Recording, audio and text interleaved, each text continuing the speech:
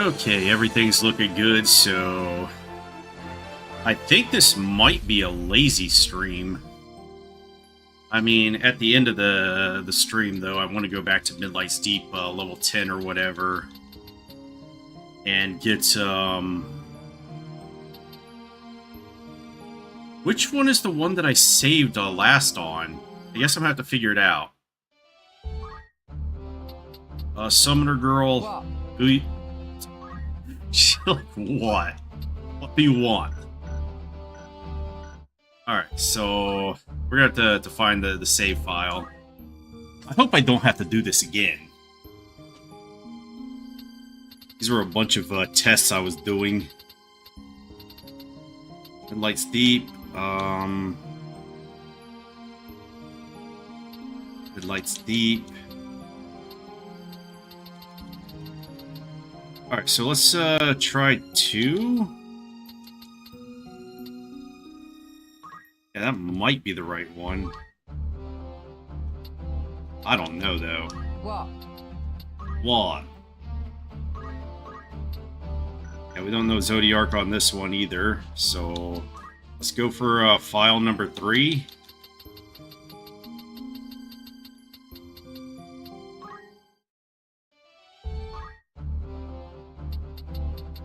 Yeah?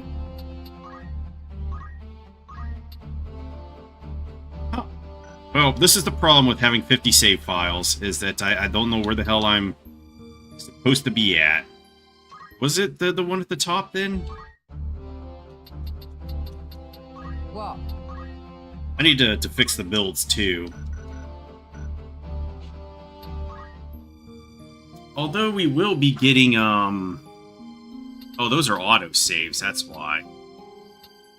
Auto-save... Auto... World map. Did I just not save it?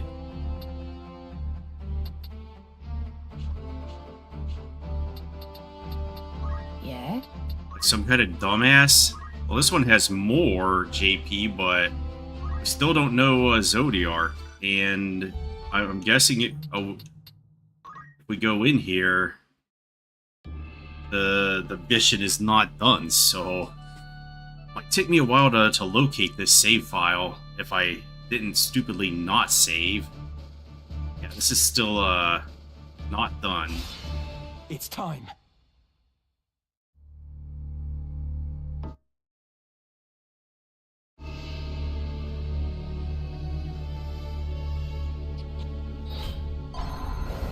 Fortunately, I have to go through this cutscene to get back to the world map. Well, we could actually just load from here. I might have to hit him with stop more than once. So I might actually have to pump my faith up to 97 to do it. Because I know at 97 it's an 82% chance, and I was doing some off-screen planning with Solera. So yeah, I might have to hit him with stop more than once. Or I just start hitting him with gravity again, because gravity should do the damage cap. I'm pretty sure a quarter will do the damage cap still. Alright, so... where is this damn save file? Now I'm regretting making 50 save files. Alright, we got 26, 27. We've got 2. So let's try 2.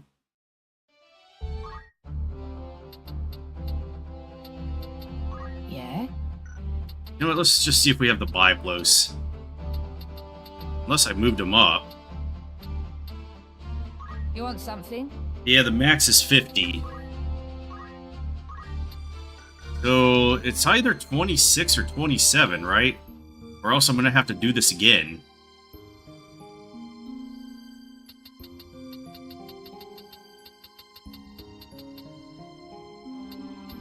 Huh. I think I might have just not saved after the the fight.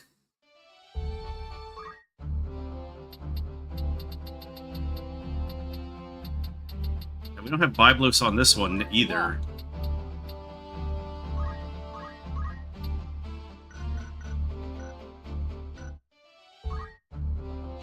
Unless I'm somewhere else on the map. Am I somewhere else on the map?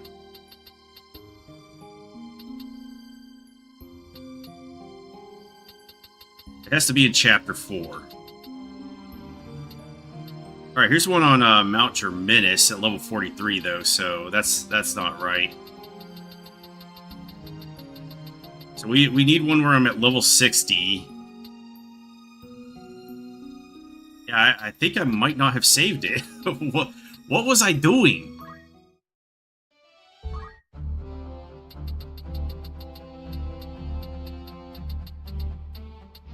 Okay, I think I will have to Yeah? do the fight all over again. Let's just go off this save file. But we will do that after we read all the novels, because I'm gonna, you know, poach the Tiamats and the Greater Hydras. I don't think I need to poach the tier 1s. Yeah, so I really wish they'd let you like load out there. Just go back to the world map or load the file from here instead of going through this initial story phase.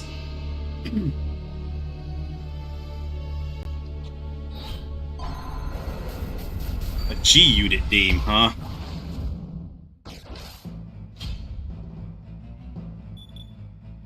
And I'm still confused why they call him Serpentarius and not Ophiuchus. Like, it... If you look up I should probably spell that out, but if you look up the Zodiac symbol, it's the same one, so Serpentarius just seems weird. Don't really use it in the West, but it's used in the Eastern Zodiac.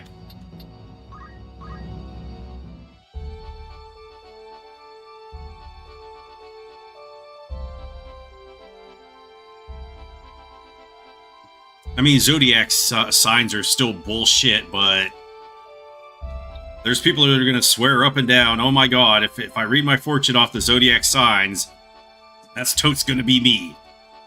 So yeah, let's we got to go to the Chronicle, the reading materials. Within are materials that await your perusal. And I'm hoping it only takes like an hour to get through each of these. If it takes less? Oh, Eladib's backstory is just that he was a hero of the 50 Years' War, and then he found a Zodiac Stone, and he's like, oh man, this is great.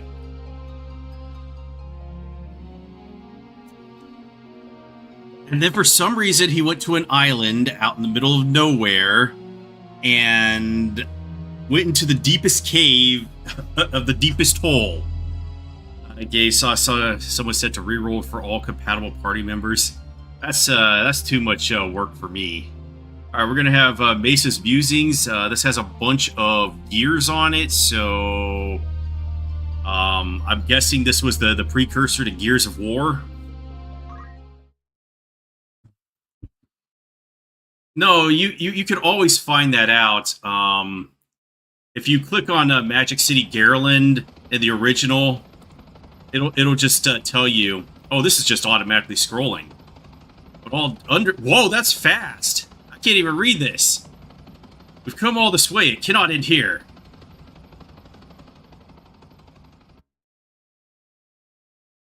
The Hero King.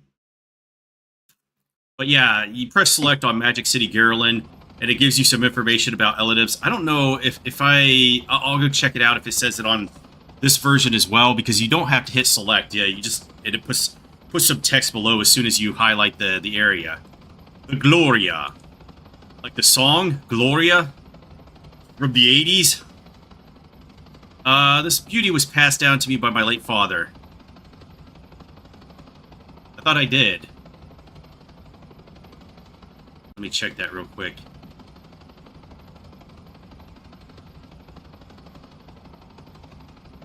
I am live, fools.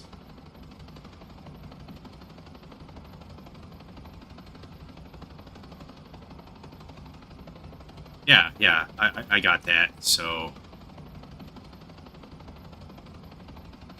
Alright, so I'll just watch the baseball game while I'm reading this. Okay, where was I? This beauty was passed down to me by my late father. She was built utilizing the most advanced technology of the time and has seen us through our most ambitious adventures, some of which likely qualified as too ambitious. The years of wear and tear eventually resulted in us turning in... It's in the description. Turning in for her repairs. We had her fitted with enhancements. While on the outside she remains the same, she is now a beast of a different nature. The latest surge of innovations has allowed us to not only increase our output by 30 times, but do so on 1/10 of the fuel. What does view log do? Oh, just lets me go back. Gloria is our most trusted friend and ally. As our crew members, who have grown tenfold over the years, have come to say, she is the ship that will carry us to the skies of freedom. 1.5 decades have passed since I left my homeland of Valtheim behind. Despite my very best efforts, I have explored but a fraction of what the vast world has to offer. Yeah, I thought somebody was going to be reading it for us.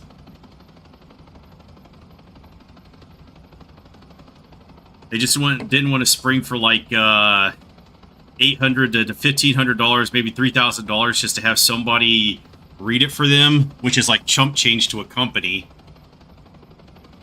A panda vid shows more with backgrounds. Okay, where was I? 1.5 decades have passed since I left my homeland of Valtheim behind. Despite my very best efforts, I have explored but a fraction of what the vast world has to offer. The love of man, I can't read tonight. The love of adventure is something I inherited from my father. It has taken me to many places and lined my pockets with gold and other treasures beyond compare. It was never for material gain, however, that I traveled. My journey continues simply because I cannot rest until I find... That looks like some fucking South American, Native American, it probably is because it says the City of Gold. Calixtuahan, the City of Gold. I must accomplish what my father could not. A woman's distressed voice traveled through the voice pipes. Captain Rickson, please report to the bridge post-haste.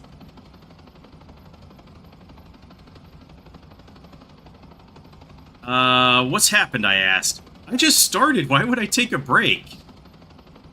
We will soon be arriving at the Lincoln Island, sir. Excellent. I'll be right there. Quickly throwing on garments, I dashed down to the lower levels where the bridge was located. I guess sound novels is just because it has music in it. Thank you for coming on. Yeah, I've never read this stuff before. You know, I never played War of the Lions, and they never released this stuff over in the West, so this is my first time even seeing it. I didn't even know it existed. Like, they were telling me in Archael's stream yesterday that apparently Vampire has height 0, so I don't need the 108 gems in the second fight. Thank you for coming on such short notice, Captain. Litzer's voice reverberated through the bridge's voice pipes. Litzer is our head of surveillance and operates our Magitech radars. Her main task is to keep watch of the surrounding skies and the grounds below for anything unusual. You know what this feels like to me? Like, this would be, what's the name of it? Nadia? If you've ever watched that anime? Yeah, we've read that. Ah, ellipsis. Is that what you wish to show me? On the expansive seas that unfolded before us, I spotted islands the size of grains of rice upon the horizon. Yes, we finally made it. 3 years and 5 months have passed since we began this journey. I'm surprised I managed to get us this far. Yeah, Nadia, the secret of blue water. You got us this far? Ha! I'm the reason this ship stayed aloft for as long as it did. This is Hyman, our pilot, and this is Abdul, our engineer. Without their support, it would have been impossible to come this far. Congratulations, Chief. Cannon, our weapons specialist, entered the command room with a clamor. Wow, he got unfortunately named. Is that like a code name or is that his real name? I first came across Cannon in Vothek, where we had stopped to refuel. He was being assailed by a group of men who had downed 1 pint too many. I stepped in to defend him, and he has called me Chief ever since. What is this, Xenosaga?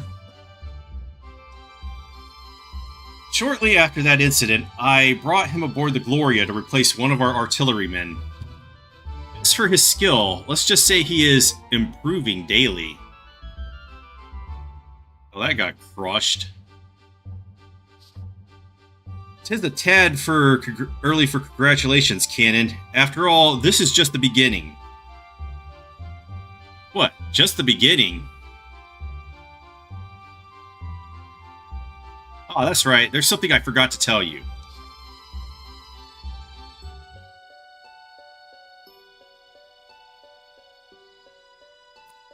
According to the notes my father left behind, the City of Gold resides nestled amongst these islands, the Lankum Islands.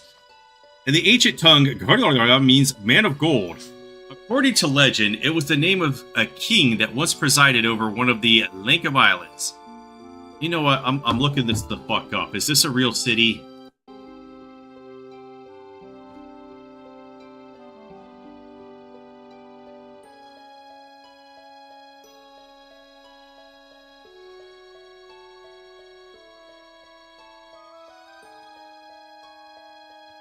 Well, there's Kalixlawaka.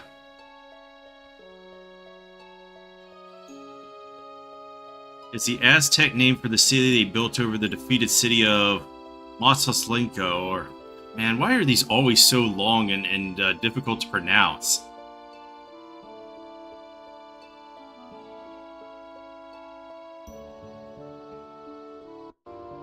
Alright, let me go back to my regularly scheduled... Alright, it is said that this island was blessed by the gods themselves, for their mountains abounded in gold. Kaudra was the one to begin excavating these riches. Through large-scale mining operations, he gained abundance enough to build an empire. I think it's just they're like reading about this and thought it was cool and then just kind of fudged the lettering and everything. Their nation was awash with wealth. Everything from tiny everyday goods to luxury items was made of gold. Oh, you're not supposed to pronounce Cthulhu properly. At least according to Lovecraft.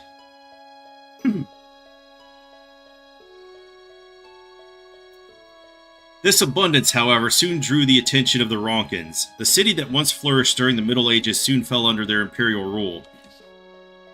Or so it goes in the child's fable, the tales of Damune, and where this narrative ends, my father's begins.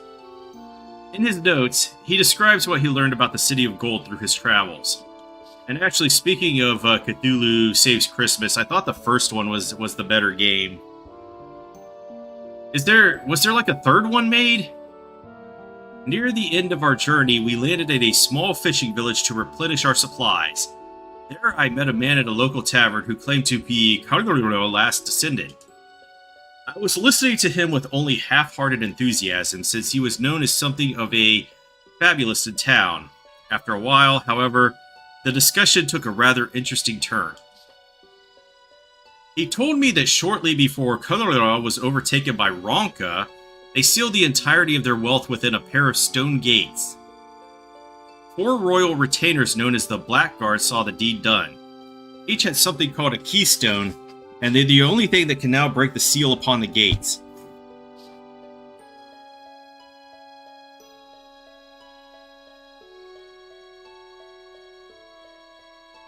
All 4 keystones must be placed into the lock, or as he referred to it, the cassive. Does that rhyme with massive, or am I mispronouncing that? Let me look this word up too.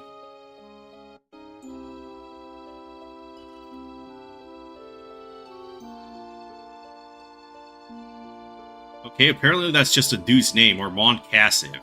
Never mind.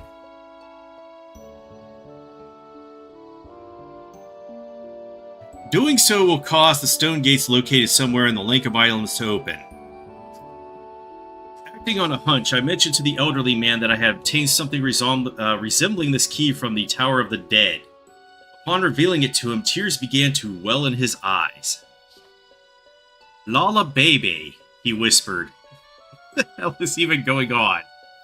It was as though the word the people of Chronicles used to pronounce their god slipped unconsciously from his mouth. Hearing it made my blood sing. This man was no fabulist. He spoke the truth. Somewhere in the Lankum Islands, behind closed gates, the riches of Chronicles slumber. It is no doubt a treasure beyond reckoning. Yet it is not a love of gold that drew me into this pursuit. Generation after generation of seasoned treasure hunters have tried and failed to learn the whereabouts of this place. I simply hope to be the one to finally unravel the mystery. The road there is long and winding. Mayhap, if I am unsuccessful, I will have to leave such dreams to my progeny, who have access to faster and more streamlined airships. Thus, finding the City of Gold fell to me, his son. With rapid advances in technology in recent years, the power to achieve this dream is in my grasp. Now this is also reminding me of Wild Arms 3. I believe they had this sort of thing in that game too, where you could just find books to read. They were just like really short stories. I wonder if the guy that worked on these went over to there and worked on them.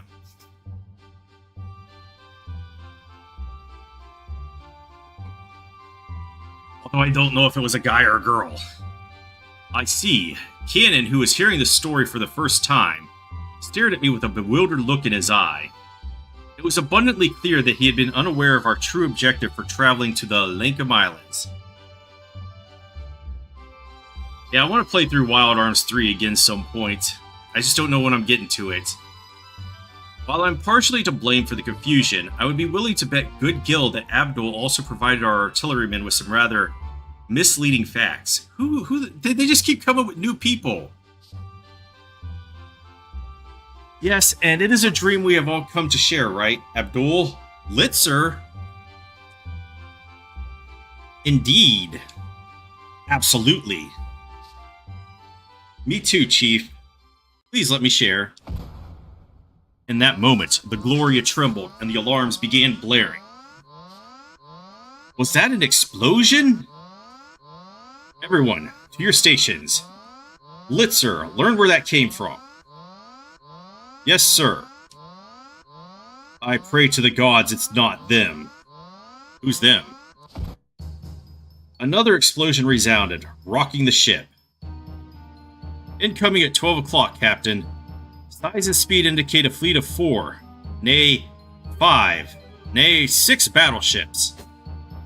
They are of Palamesian origin. Sir, your orders?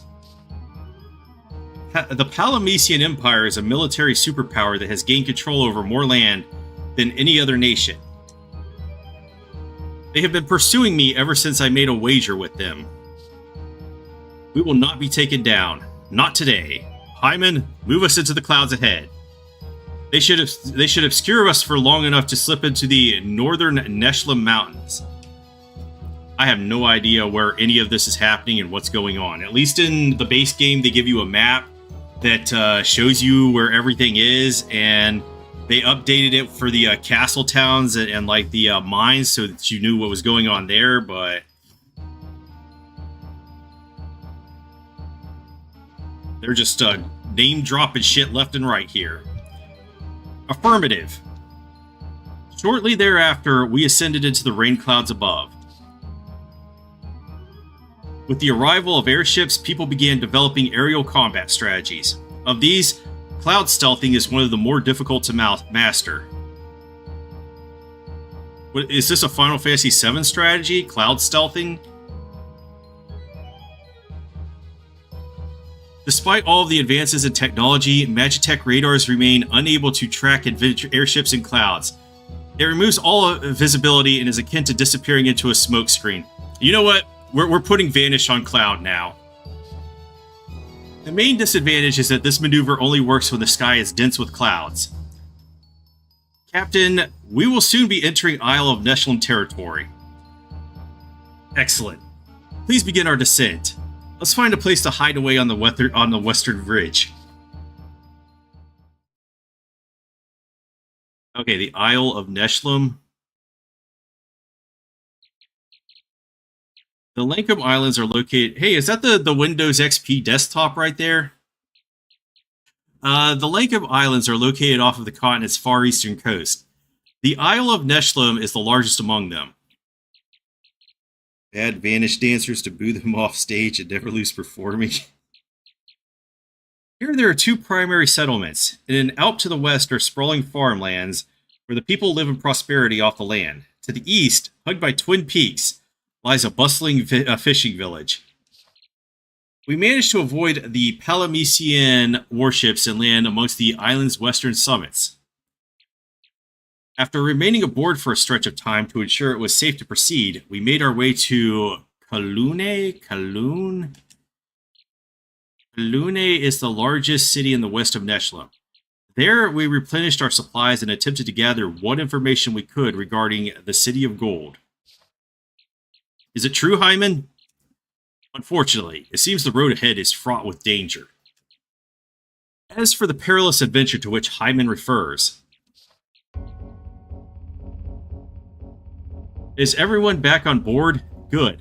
Hyman, mind explaining to these lads what you're talking about? Certainly, if you could all gather round and take a look. This is our current position, the western mountains of Neshlin. This is where we want to be, the cluster of islands where the City of Gold is supposedly located. According to the results of our investigation, there are a total of 8 islands, none of which are large enough for us to land an airship on. Oh, 8 is a very Japanese number. If you read through the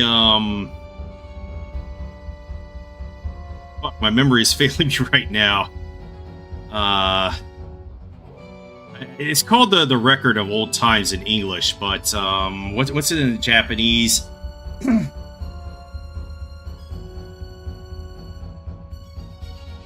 Man, my memory is really failing me tonight, but it just accounts for all of their mythology and stuff, and they try to tie it to their imperial family, but like 8 is like the most sacred number in the Shinto religion. So you'll just see that crop up in like everything. There's 8 million kami, which just means infinite. It's kind of like the number 40 from the Middle East. It doesn't mean 40 exactly. It's just like, oh, there were a fuck ton of things right there. So we counted up to 40 and then we lost count.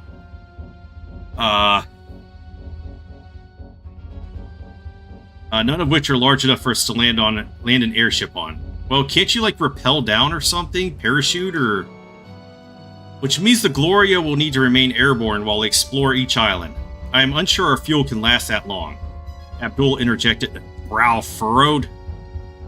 Our target is about 280,000 sectas away from where we are. We cannot afford to take multiple trips there and back.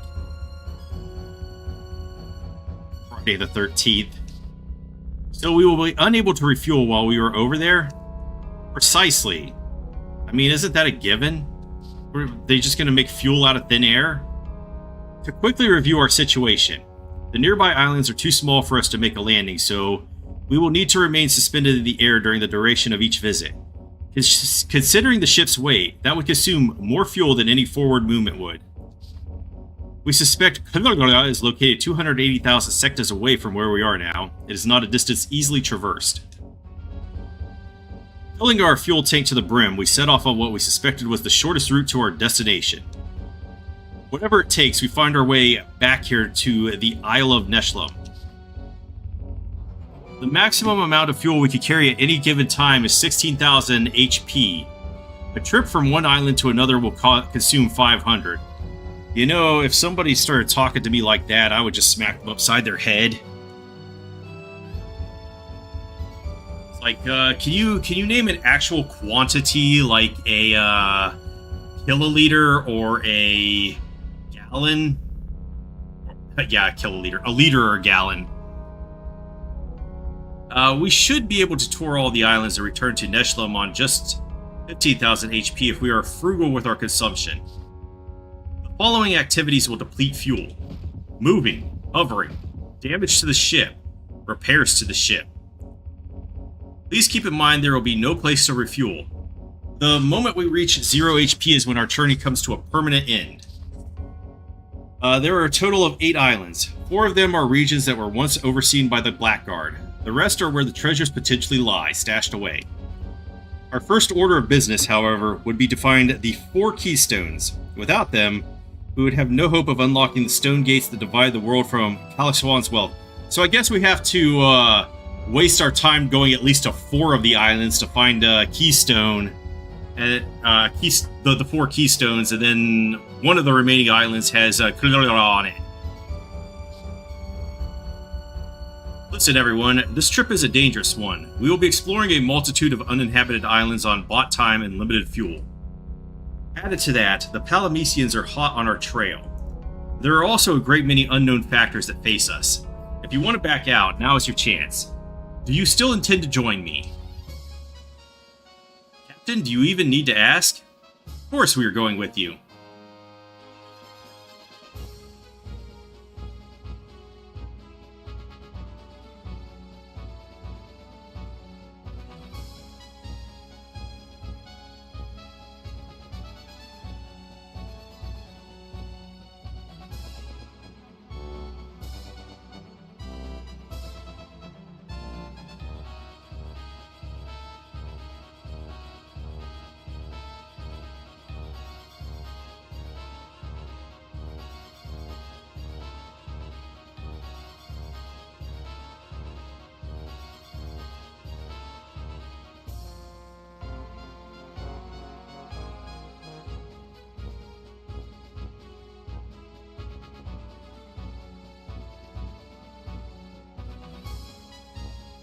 Okay, I had to change my seating arrangement. I think my sciatic nerve is flaring up, but I'm not actually sure what happened. I just woke up one day, and my left hip has been on fire. My heart flutters with excitement at the thought. Captain, I invested 3 years and 5 months. Well, I'm not sure if it is, because it's not like it usually is. I would be a fool to quit at such a critical juncture. Let's get a move on, Chief. We've got treasure to find. I don't know what to say. Thank you, everyone. Now let's continue full steam ahead. But yeah, I can't sit in my normal chair, my normal office chair right now. It's just not gonna... Damn, I already lost 1,000? Within the next few days, we made it to the island where we suspected the city of gold once flourished. Upon our arrival, we gathered together to discuss how we should proceed. And that is where we are. We have confirmed there are 8 islands in this area. This is where the Gloria is, in the exact center of the circle of islands. Let us refer to this as the central point. It will cost 100 HP to move from the central point to another region. We can proceed to one of the following: the northwest, northeast, southwest, or southeast. Each area has 2 islands. Moving from one island to another will cost an additional 100 HP. Due to the storm clouds that populate the sky, flying from the northwest to the northeast or from the southwest to the southeast consumes significantly more fuel. Each trip will cost 300 HP. To avoid this, the best solution would be to return to the central point before moving to the next island. While what you propose is efficient, what of us not being able to land? These islands are not too vast. We should be able to cover each of them in about 1 day. It will take about 500 HP for us to keep the ship aloft while we conduct our search on the ground. Roger, let us ready for departure. Everyone in position. Yes, sir. Alright, so I'm probably going to completely fuck this up. Captain, we have made it to the central point. What would you like to do next? Let's check the massive. Okay. I probably shouldn't have checked the massive. I didn't know it was going to be a naked woman. Okay. We had. What do you mean check HP cost? It has right there. Or is it just going to tell you... Okay, it's just going to tell you what it does. I didn't know there was going to be combat in this.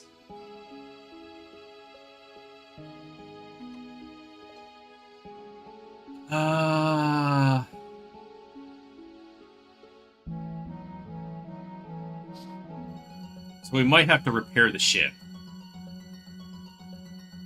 Alright, we will move. But where are we going? Captain, we could travel to any island from this point. They are all equal distance from where we are, so the amount of fuel needed will remain the same. Where would you like to go? So I have to choose between north and south.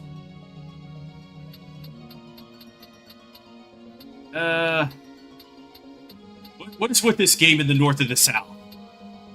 Let's go beat up the Order of the Northern Sky first. Captain, to the northeast are the Marzian Islet and the Isle of Abronia. To the northwest are Kiko Island and the Isle of Delights. Where would you like to go? And that makes me think about when I was reading the Lion, the Witch, and the Wardrobe, and I couldn't figure out what the hell Turkish Delights were. Like, and then I didn't have a way to look it up because I was like 12 or something, and I was like, what the hell are Turkish Delights? And then I just decided out of the blue that it was just referencing, yeah, he's going gay. And I was like, every time they brought that up, I was like, yeah, this is some gay stuff. So I was like, completely...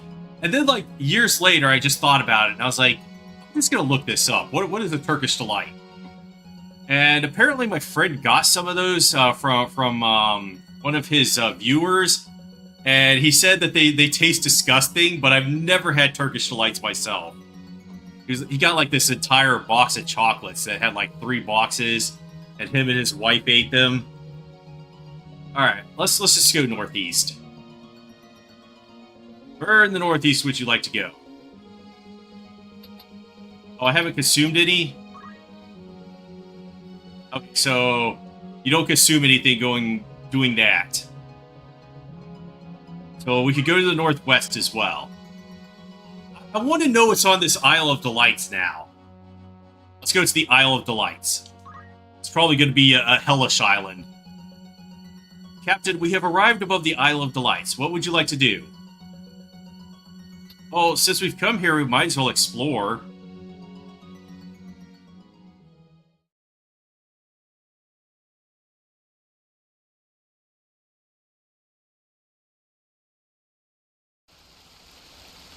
The Logbook Isle of Delights.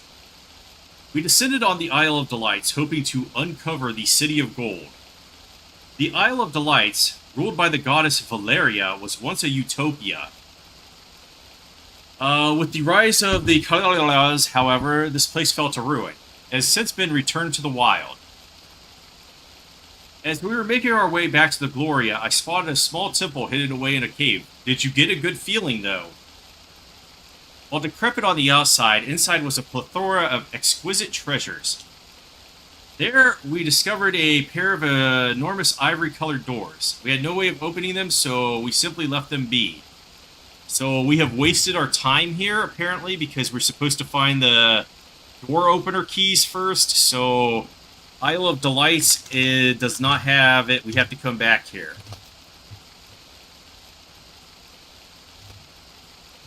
Need a key, so thankfully I had the most powerful program in existence opened, Notepad, so I just jotted that down.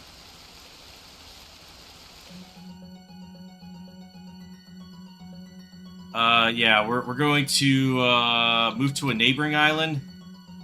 Eco Island is closest to where we are now. A bit beyond it is the Mars Islands. Let's just go to Kiko then. Alright, we've arrived above Kiko. Let's explore it.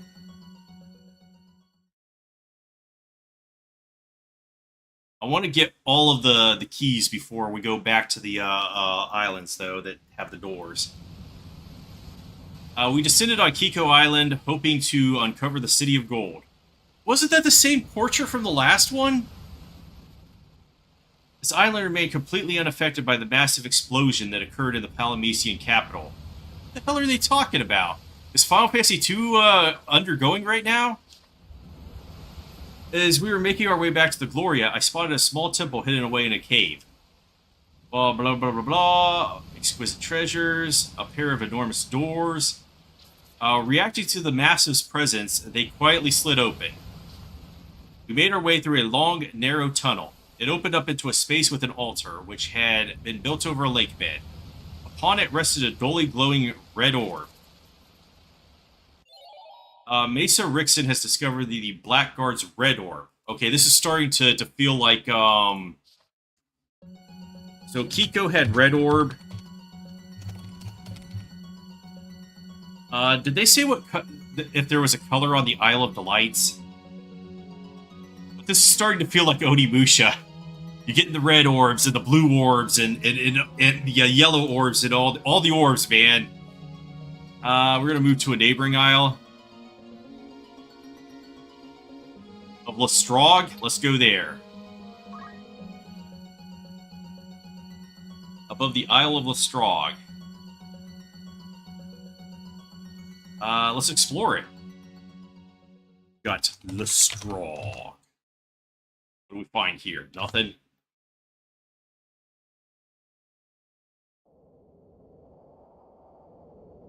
I should double check to see when the new Onimusha is coming out. Like, I'm not gonna buy the 1 and 2, but I think maybe if they remaster 3, I'll buy that one because I enjoyed that one a lot. We descended on the Isle of Lestrog, City of Gold, blah blah blah. According to the information we have, this is the place where people of the old world gathered to await the completion. People of the old world. Does that mean one day modern man might meet his demise as well? As we were making our way back to the Gloria, I spotted a small sanctuary tucked away in an underground cavern. Blah blah blah, decrepit. A pair of enormous ivory we had no way of opening, so we need a key for this.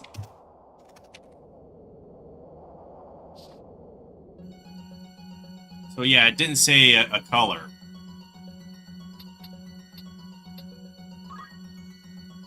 Balny Varbin Island is closest to where we are now. A bit beyond. Let's go to Balny Varbin then.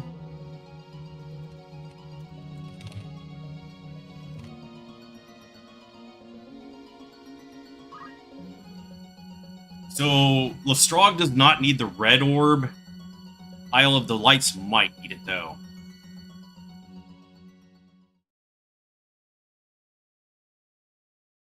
Also, Dragon Quest III, you get orbs in that game that are all multicolored.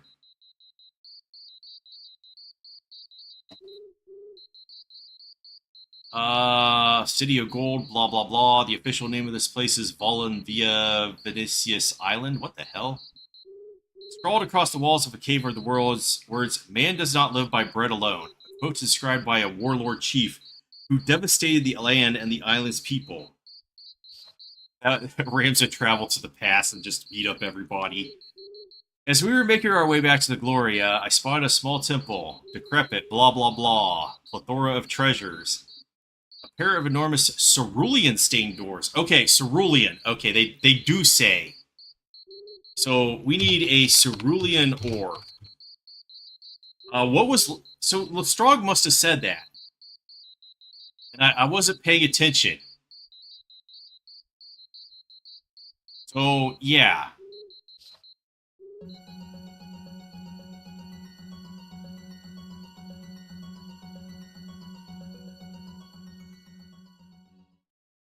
So, Eco may need the red orb, but I don't know.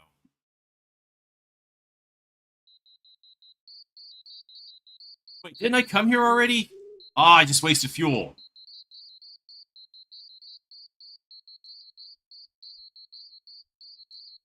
Blah, blah, blah, blah, blah. Blah, blah, blah, blah, blah.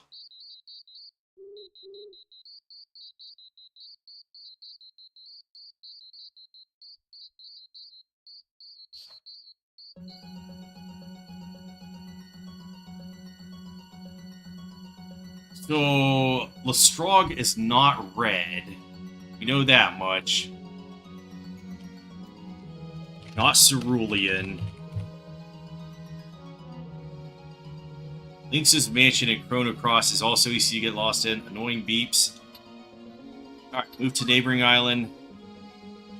So we've gone to... Okay, Poseidon's Reef, then.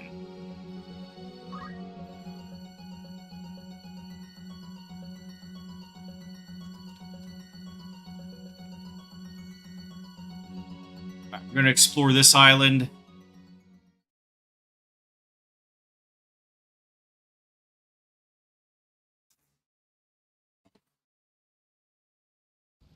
Same Amazon jungle. We descended on Poseidon's Reef, City of Gold, blah blah blah. It said that this island was named after the god of the seas, Poseidon. So now we're around Greece. Perhaps, however, it is the other way around, and the god himself was named after the ancient magical kingdom of Poseidium that once resided here.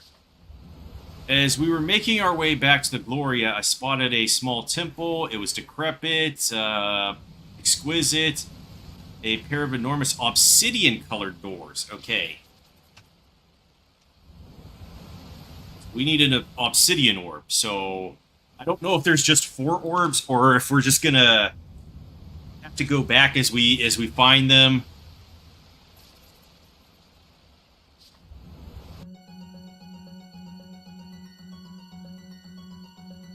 Okay, so we're gonna move to a neighboring island. Isle of Iea. Let's go there. Isle of Iea.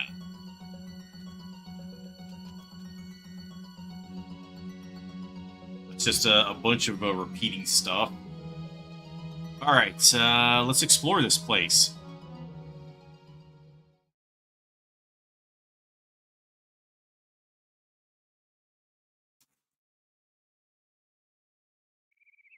Okay, Isle of Iea. We descended on it. City of Gold. According to ancient legend, this is where the first woman came into existence. 'Tis the myth of yore, originating from a time when men still believed in the overgods. In this era of technomancy, such stories carried over from the old world seem like little more than fairy tales. So they have even more powerful gods. They have the overgods.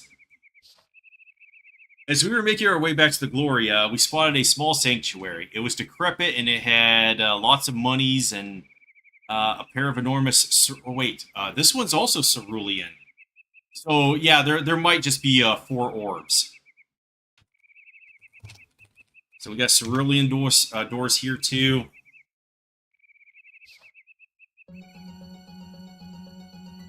So we got 2 more islands to explore. Poseidon's Reef. Abronia. We're going to Abronia.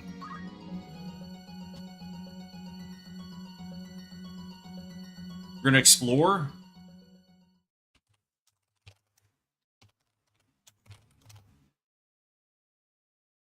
Ooh, did that use like 1,000 fuel? Hoping to uncover the City of Gold. Believed to be in the Overgods, they search fervently for the Isle of Abronia. It is here that the hallowed forbidden fruit could supposedly be found. As we were making our way back to the Gloria, we found a temple, blah, blah, blah. Inside was a plethora, colored doors, scarlet stained doors. Okay, so scarlet is with the red orb. Alright, so reacting to the massive's presence, they quietly slid open. I like how they're just carrying around this statue of a naked woman, and it's opening up things as soon as we get orbs. To insert into it, I guess. We made our way through a long, narrow tunnel. It opened up into a space with an altar which had been built over a lake bed. Upon it rested a dully glowing blue orb. Okay, so I think this is going to go for the cerulean doors then, so we could go back to Balny Varbin and Isle of Iea. Alright, so we got the blue orb. And we got the blue orb here. Arcane Labyrinth, Word Dungeons didn't let you save. Same yeah. So I think I was supposed to go back to the center thing like they were saying, because I used a lot of fuel on that last trip. Martian Islet. So this is the last one we have to visit. But I think we want to go back to get these cerulean doors open. And Isle of Delights or Martian Islet probably have the red doors. So Lestrog, I'm thinking, either has an obsidian or a scarlet. Okay.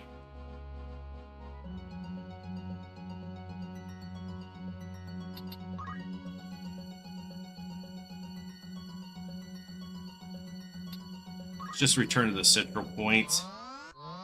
A Palamecian airship is approaching. Well, I made a mistake, I think. Ellipsis. Crew, prepare for battle. Sir! The enemy approaches in Death Scythe-class Palamecian warships. Death Scythe? Like the Gundam? So they've finally gotten around to finishing those, so we're being attacked by a bunch of Gundams here. Captain, your orders.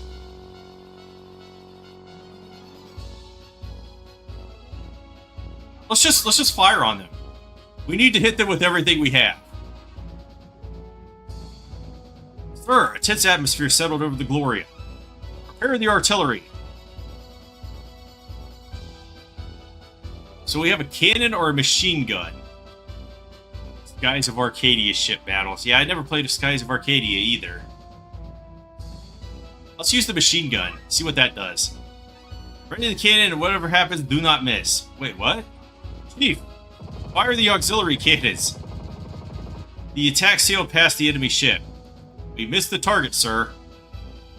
What in the God's name are you doing? Prepare to fire again. Attack incoming. Everyone prepare for impact. Enemy fire careened into the Gloria. Sir, we've been hit. All hands remain at your stations. Captain, your orders. Yeah, let's just get the fuck out of here. Heat flare detected. Attack incoming. The Gloria shudder. Stand fast. Our defense is held. Get us out of here. Is this like a reference to Little Money? We managed to escape, sir. According to the Magitech radar, there are no other airships in the near vicinity. Excellent. Abdul, how is the ship? This is Abdul. Damage is as the follow. The gun deck's been hit. We will need 300 HP to repair it. The ship's ability to fly shouldn't be affected. Good. If you do come across any issues, however, I ask that you make the necessary repairs. Hyman, let us continue ahead at full speed. Well, we still have the cannon, and we can still fly, so I'm not going to worry about the repairs right now. Let's return to the central point at once. Understood. Sir, keep your eyes peeled. This feels very Xenogears, too.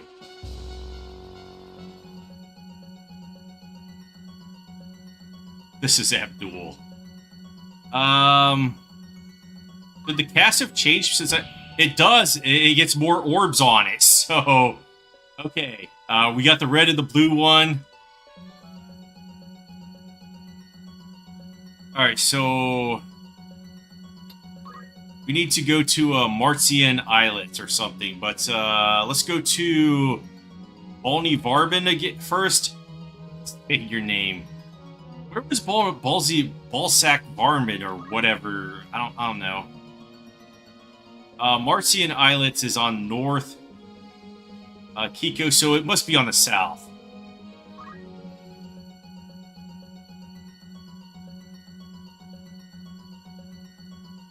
So we need Bonnie Varbon and Aiea. So I think they're both on the south.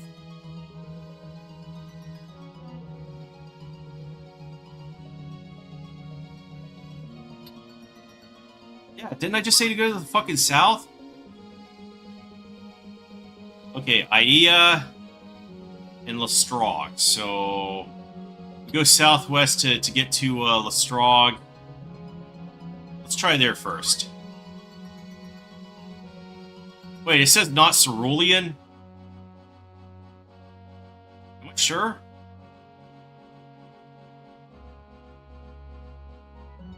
Yeah, it's Baldy Varbon and Aiea. I'm lost.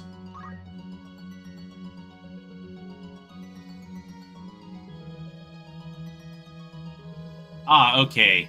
I was gonna go to Lestrog for some reason. I don't know why. So we go to Baldy Varbon first.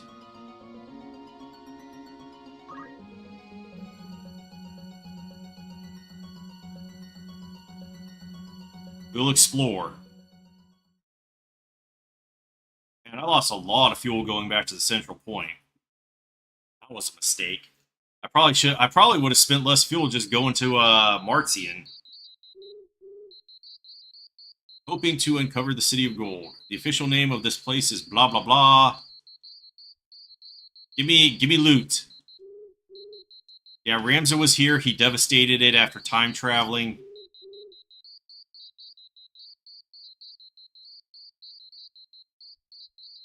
Reacting to the Mastiff's presence, they opened. We made our way through a long, narrow tunnel. It opened up into a space with an altar, which had been built over a lake bed. Upon it was rested a dully glowing white orb. So this must be for the granite doors, or... Huh. I think that was the Isle of Delights, actually. There's obsidian doors, so...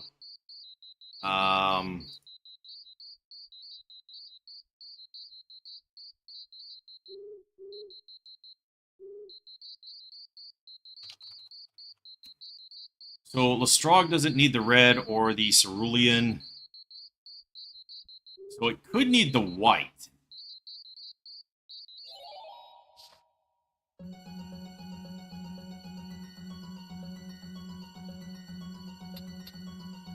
Let's move to a neighboring isle. Do we have the option to go to... I'll just mark this off as done.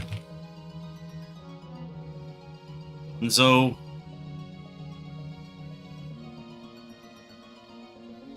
I'll put a star next to him, I think.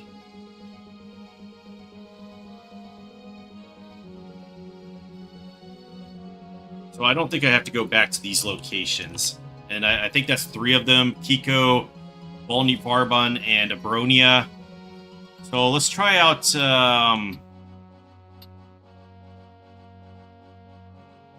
Aiea, I guess?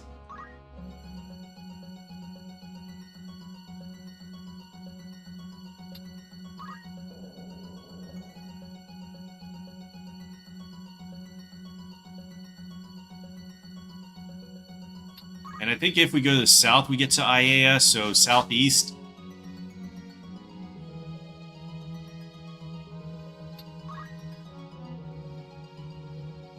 Yeah, southeast, okay. So we check here, see what we get.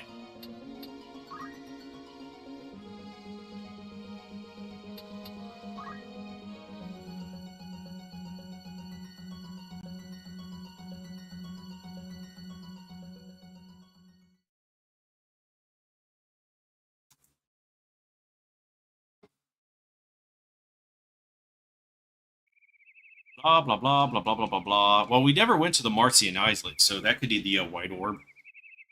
Blah, blah, blah, blah. And then I wasn't paying attention on the Isle of Delights either.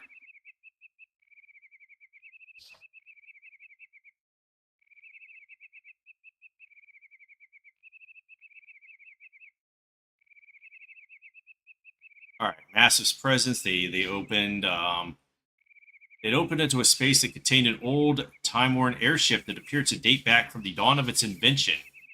A peculiar smell permeated from the air, so we set about investigating the ship. A quick search yielded a can of Extasium. What? The exploration did not yield any evidence that the Blackguard once resided on the Isle of Iea. It was, however, not in vain. We were able to procure some Extasium. With it, we were able to fortify our ship and slightly restore its HP. Okay, so we didn't waste our time there. We didn't get that much HP, though. Phantasy Star had some untranslated text adventure games. And I've never played Phantasy Star either. So we got this white orb. So the only places I have not gone are the Martian Islets, but I didn't see the Isle of Delights either. But I'm getting the feeling the Isle of Delights is the last place we go. So let me just try going to the Martian Islet first. Oh, can these guys fuck off? Galleon-class Palamasium warships. So these guys are from Lunar. Galleon-class? Those are colossal in size. We must be careful. Sir! Captain, your orders. I don't really want to fight, but let's fight anyway. Here's your artillery. Second game fan-translated spin-offs. Sci-fi with online universe. Let's use the cannon. Brace for shock. Fire the main cannon. Our attack is going to land. We've hit the enemy. It has them in a panic. Let's use this to our advantage and retreat. Keep damage to a minimum as a priority. Sir! We managed to escape, sir. According to the Magitech radar, there are no other airships in the nearest cities. So we just shot these guys and ran? I feel Mobile Delisted Fanatic Earth by Kimco is better.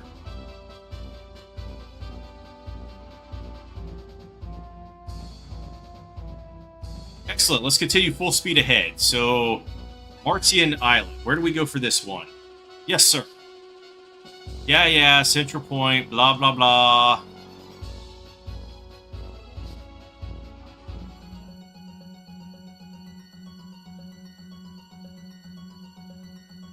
Let's check the massive.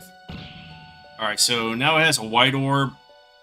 I'm guessing we get a black orb somewhere.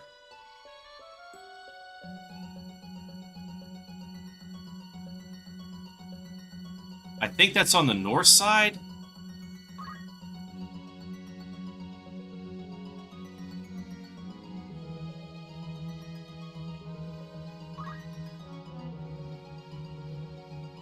Okay, northeast then. Let's check this one first. Captain Claw Orbs. Classic platformer, but tough. Nice acting cutscenes. We're going here.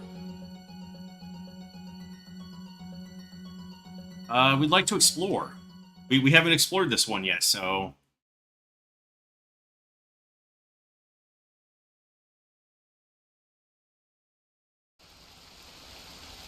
We descended on the Martian Islet, so hoping to uncover the City of Gold. According to our books, this was once home to the Lilliputians, a race of small folk. They were happy and peaceful people. That is until the... They just fucking did Avatar. Or did Avatar steal this from Final Fantasy Tactics? They were a happy and peaceful people. That is until the Calyx Warlords arrived.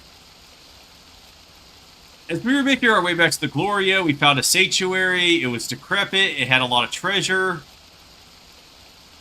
There, we discovered a pair of enormous scarlet-stained doors. Okay. We made our way through a long, narrow tunnel. It opened up into a space that contained an old, time-worn airship. Okay, so we found an airship here. So Iea was that way too. And I'm guessing we're completing this one as well. So that leaves, I'm guessing the Isle of Delights, because that's the only one that's, Isle of Delights or Lestrade. Okay, we got more fuel.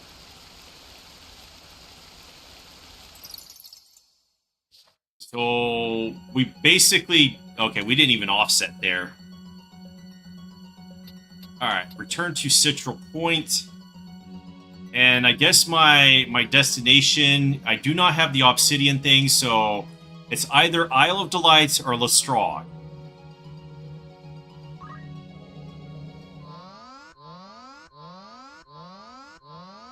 Can these fucking airships fuck off? So, Deathside showed up again.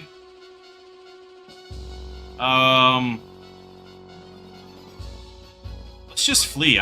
We flee anyway. We'll not be able to escape them. It missed. Has the ship been damaged? Some residual energy struck the control room. Had that been a direct hit? Indeed, all hands remain at your stations. Let's just return fire.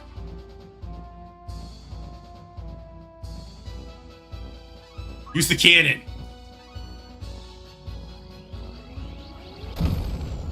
It's gonna land. We've hit the enemy. It has them in a panic. Alright. Very, very riveting combat here. This is Abdul. Kareem Abdul-Jabbar.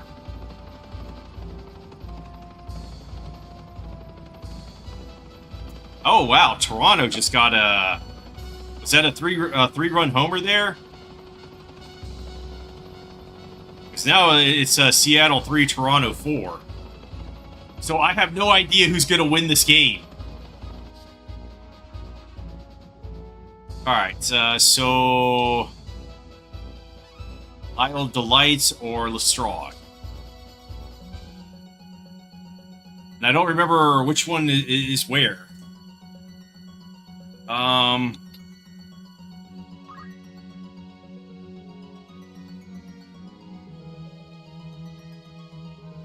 Let's check north to see...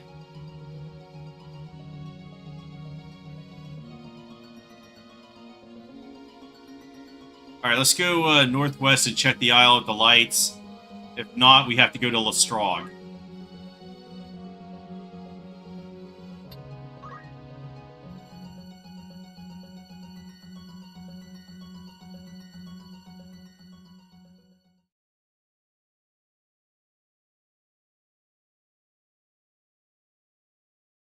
Did I just use 1,000 fuel? What the fuck?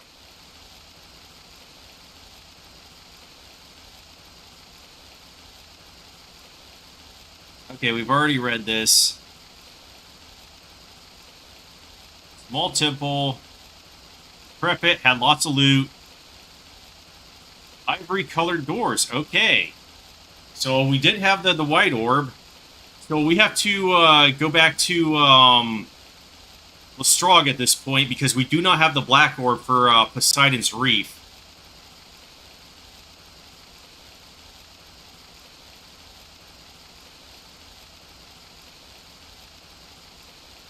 Which had been built over a lake bed. Upon it rested a dully glowing a black orb. Okay, so we got the black orb here. So we're done with this. And that means we go back to Lestrade. And then after that, we go to Poseidon's Reef. We have finally procured all 4 keystones. Now all we need to do is uncover the location of the stone gates. The crew members smiled. And the Gloria once again took flight.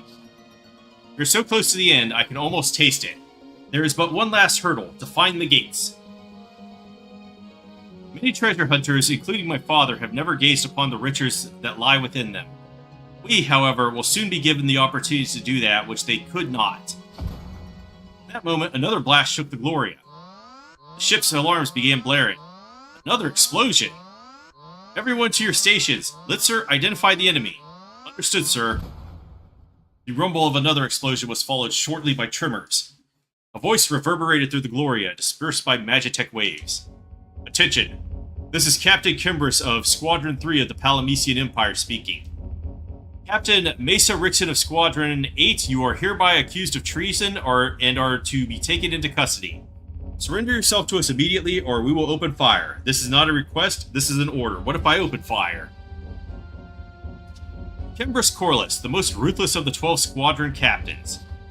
What should we do, Captain? They have a fleet of 15 large ships, all galleon class. We cannot win this. No more.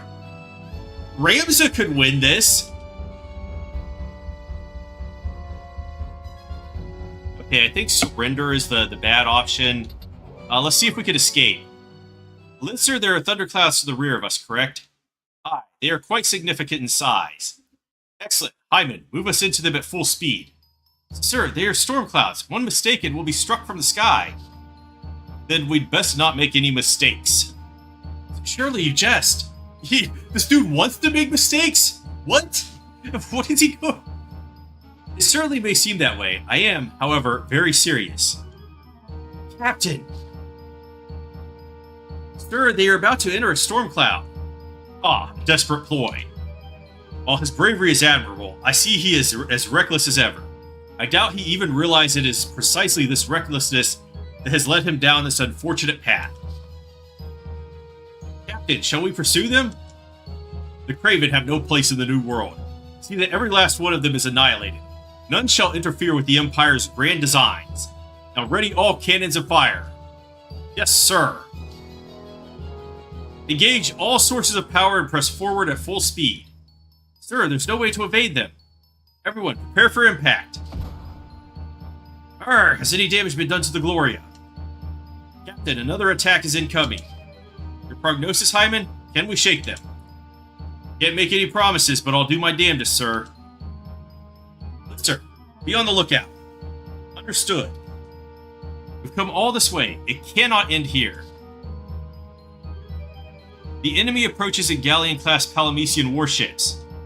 Their squadron captain leads the charge. Stand strong. Captain, your orders? How do we defend? There's like 20 of them. Heat flare detected. Attack incoming. The Gloria shuddered. Stand fast. We have little money again. Our defenses held. Get us out of here. The Magitech cannon is ready. Maneuver us into position and fire. I thought we were fleeing. Roger. Disengaging Mako drive and diverting all power to the cannon. 80% charged, 90% charged. Brace for the flash and recoil. 100% charged. Fire. What is that light? The amount of magic emanating from it is tremendous. Yeah, only one ship fight the other 14. No, it cannot be. They cannot possibly have a magic tech cannon aboard that ship. It has yet to even be completed. Was that a fucking... It was the death cry.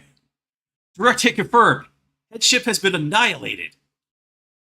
Abdul, damage report. What is the Gloria's status? No issues detected so far. Good. Now let us quickly depart from here.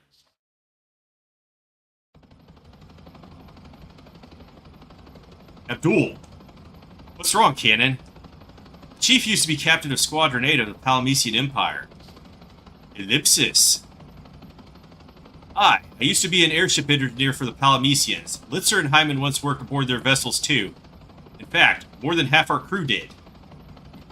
Then why were we being chased by them? Are they not supposed to be our allies? This is Abdul. It's a rather long story. Listen to my story. This may be the last chance I have to tell it. Abdul, sir, we have finished with the inspection. I'll be right there. I shall speak to you later, Cannon. But Abdul. This is Abdul.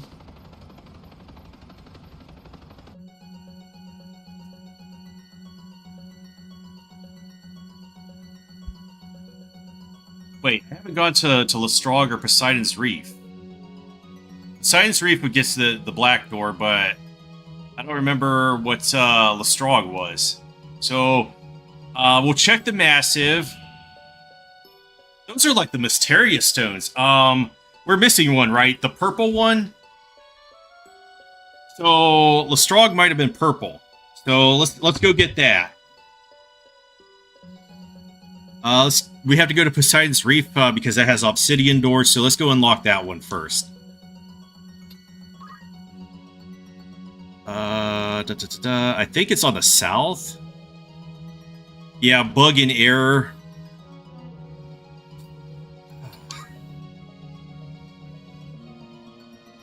Okay, southeast then. So south for both of them. So I go southeast and then southwest.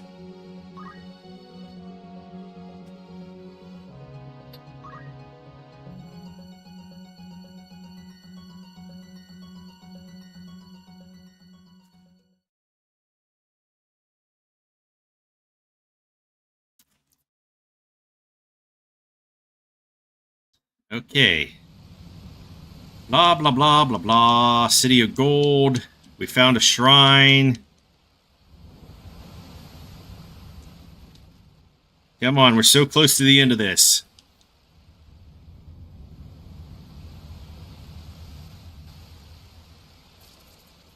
Reacting to the massive's presence, they quietly slid open. What is this place? I whispered to myself. The doors had opened up into a long tunnel. Sensing danger, I decided to return to the airship to call for assistance. Upon our return, and after making the necessary preparations, we began exploring the tunnel. We found Ramza within. This must lead us to the rear entryway. We walked for some time through the underground tunnel. It eventually led us outside. We came out on the far end of the island. Captain, what if we were to ascend that hill? From there, we should be able to see everything, even our house. At Hyman's suggestion, we made our way up the slope.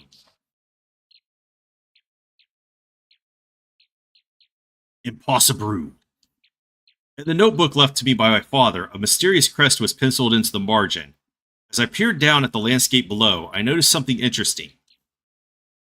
From atop the hill I was on, I could clearly see the forest trees had been cut away in certain parts and replaced with grass. These pastures formed that same exact symbol. I rushed to open my notes and find that page. A closer inspection of it revealed an emblem drawn at the center of the crest. We decided to travel to the spot it indicated in the grass. Upon reaching our destination, we found a fist-sized stone left lying there. In it, we noticed there was a key-shaped hole on one side. Why is there a keyhole in this rock? Not expecting it to work, we nevertheless attempted to insert the massive into the stone. It was a perfect fit. Slowly, we turned the key. The rock and key crumbled to dust. From it emerged a light green stone. But what happened? Further miracles were yet to come. The stone began to absorb light from the sun, which had peaked in the sky, drying in all brightness around it. So this is the white materia then. It then converged into a single focused beam directed at the hill upon which we had stood. Following the ray, we hurriedly made our way to where it led us. We reached the end of the shaft of light. What could possibly be here? Surveying the area, we came across a peculiar boulder. The moment we touched it, it slid away, revealing to us a dark cave. Well, maybe this is the end. And Lestrade just had more fuel. These must be the legendary stone gates. This is no doubt where the hidden treasures lay. Let us push forward, Captain. We're here. We finally made it. Come on, Captain, let's enter. Chief, hurry, don't fall behind. Oh, a new picture here. With visions of wealth swimming through our minds, we stepped into the cave, which opened to a large hall. At its center was a single chest. We cautiously approached, and with bated breath, we opened it. Inside was nothing. Nothing but a single sheet of parchment. You did well to make it this far, lads. While this may not be the wealth you expected to find, it is no reason to be disappointed. The memories of friends you made along the way are the real treasure. That's got to be a troll and not what's written in the fucking original game. Arranging this was far from an easy task. I had to prepare all those keystones and then spread tales about them and the lost city of Calabrara. It required a lot of imagination and dedication. Thankfully, it eventually took on a life of its own, and here you are. I've got to give it to myself. I did a pretty good job. Thanks for sticking with me this far and allowing me to pull off the world's greatest prank, Sattler Rickson. Sattler Rickson? That's my late grandfather's name. So both my father and I fell for his outrageous trick. Upon finishing the letter, I felt not anger, but a deep sense of fatigue. Litzer caught me as I collapsed. I do not know what to say. I'm sorry, everyone. I put your lives at risk time and time again over the last 4 years, all for the sake of a practical joke. I mean, didn't you find all that loot in those other caves, though? Cheer up, Captain. While it is a shame that the City of Gold did not exist, not a single person here regrets joining you on this journey. The adventures we had together are priceless. Yes, exactly. Now let's head back to the Gloria and start on a new expedition. Abdul smirked. Looks like I'll be getting busy again. What did he mean by that? Make sure to take me with you too, Chief. Thank you, everyone. Before we head back, I would like to ask that you keep what happened here to yourself. I fear the rest of the crew might not forgive me if they learned what occurred. Now let's head back. Sir, I'm guessing I'm not going to be able to go to Lestrog, the City of Gold. More than one adventurer has set out with visions of unearthing this paradise, only for their dreams to be shattered. Yet some brave souls continue to search for this place despite the odds. Captain, I apologize for interrupting you at such a crucial time, but look, there's more to the letter. What? P.S. Try turning the treasure chest around. For suffering through the world's greatest prank, you deserve a reward.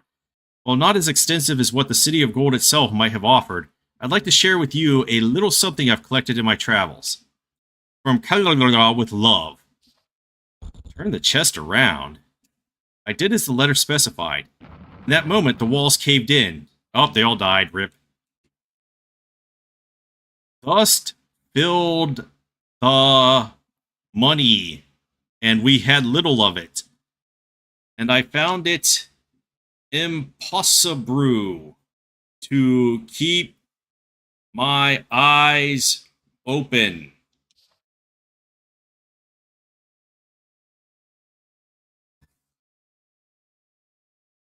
Yeah, City of Gold, blah, blah, blah. Thus, the City of Gold lives on.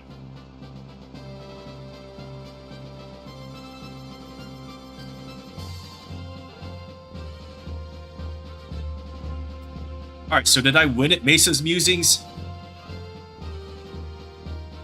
Okay, so they're gonna roll credits. How long did that take? So I've been going for like an hour and a half. So I thought maybe like an hour for each of them.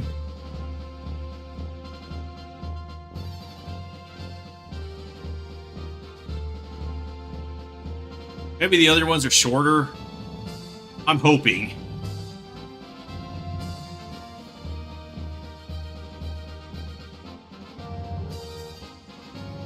Yeah, it is, I don't know if I got, like, the good or bad ending. These tomes are the product of much sweat and toil. Alright, a collection of writings by the psychologist Nanai that provide detailed analysis of the lives of a wide spectrum of people. This one covers travails of a certain gambler. The momentous events described in this book, if true, hold the potential to rewrite the pages of history. It documents the life of a woman now all but forgotten. For two were an hour in total. Anavia Chronicles, an account of Kus Castle in the region of Anavia, documenting the story of 3 sisters. Sections of importance are penned in an ancient script, now indecipherable. Alright, so I'm gonna have to get something to drink, probably some water, so I'll be right back.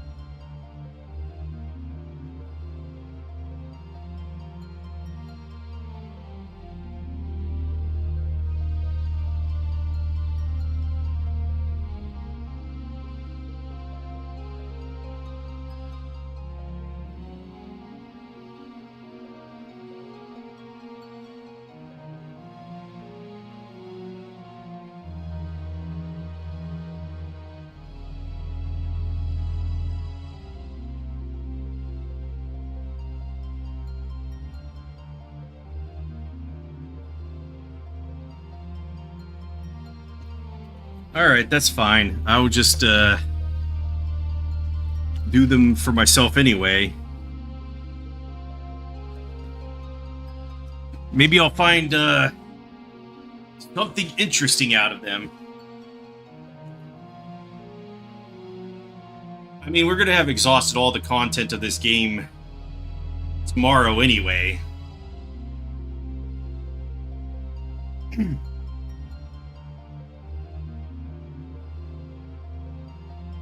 Alright, let's go with the nice histories. And then I'll just go to the from left to right. Alright, two people could look identical, sound identical, be exact twins even, yet they will never truly be the same. Every life, big or small, odd or typical, is without compare.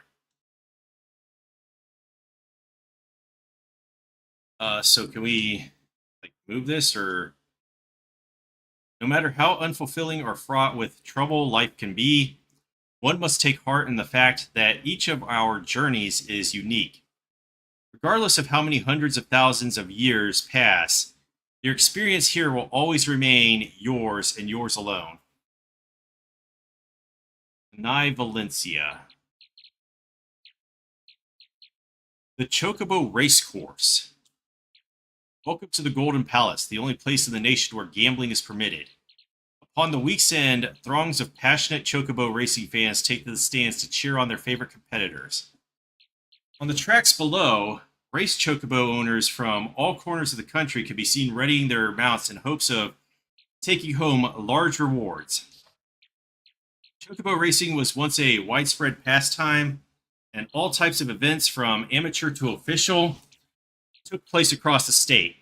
This came to an end 30 years ago when the king passed a decree banning all such activity outside of the designated racing area. Thus, the Chocobo Racecourse came into existence.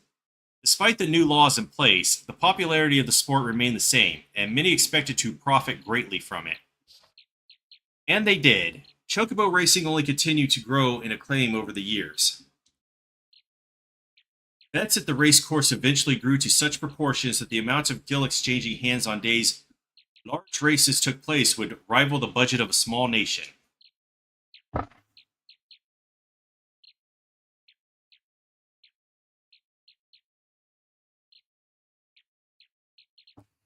sheer amount of wealth circulating within these walls is why it came to be known as the Golden Palace.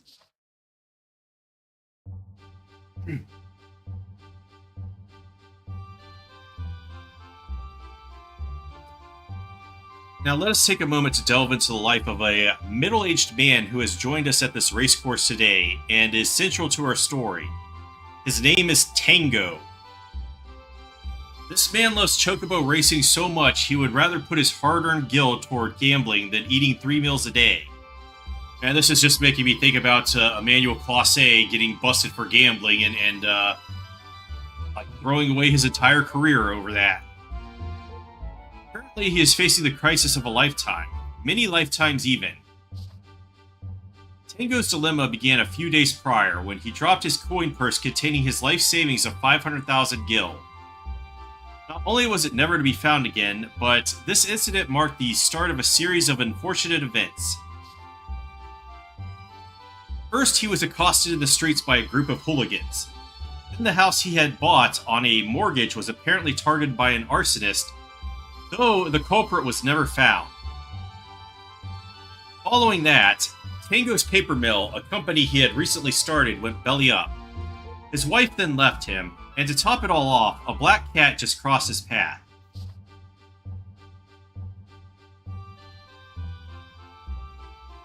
All I have left to my name is the 5,000 gil in my pocket. How many times have I found myself here? How many times have I vowed that this was going to be my last race? How many times have I said I would give up gambling? This is it for me. This is the end, Tango thought sullenly to himself. He was in the throes of depression. There was nothing left for me in this world. But today was the day of the great race. Tango looked up at the cloudless blue sky and made a decision. One last race. I'll watch one last race before I end it all. He really had not learned his lesson. By the time Tango arrived at the tracks, the first race had already finished. He, however, was not worried. The ones with higher payoffs were later in the afternoon. A booklet with information on the day's races had been tossed away nearby. Tango picked it up before heading over to his favorite tavern. Alas, he was unable to shake the feeling something was wrong. Ever since he woke, there was a terrible buzzing in his ears.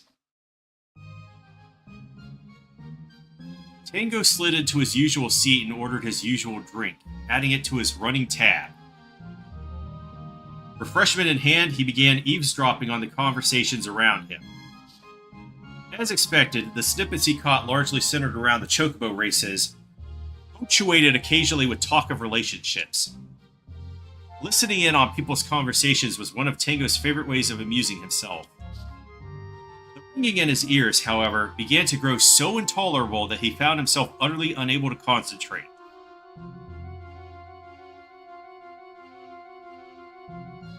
He tried pulling at his ears and cleaning them out, but it did little to improve the situation. Tango could only hear isolated words. It seemed they were discussing the competitors slated to appear in the second race. Listening to the best of his ability, he was able to hear every name except one. Soul Cannon! Okay, so let's just jot that down.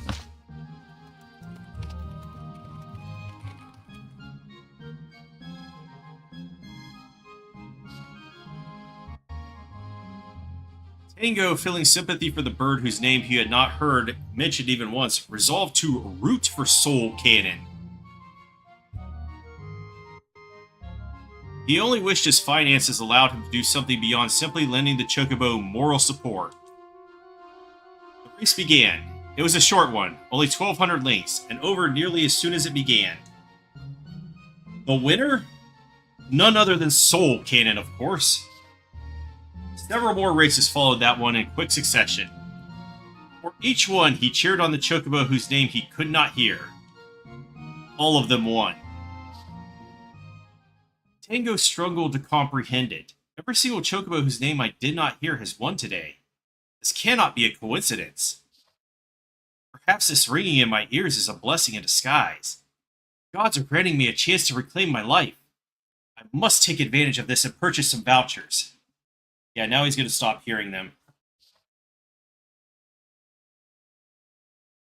Thus, booklet in hand, Tango took to wandering about and listening in on discussions around him. Each time a chocobo's name was voiced, he'd cross them out. By the time the fourth race began, the only bird left was Herman. And naturally, it was Herman who won. Alright, so Herman won.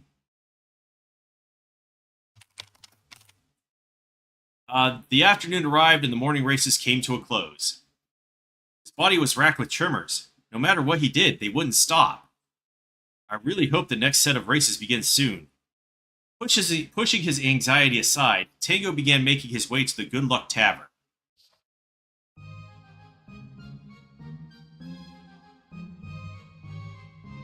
He took his usual seat and ordered his usual midday meal. It was, of course, added to his ever-growing tab.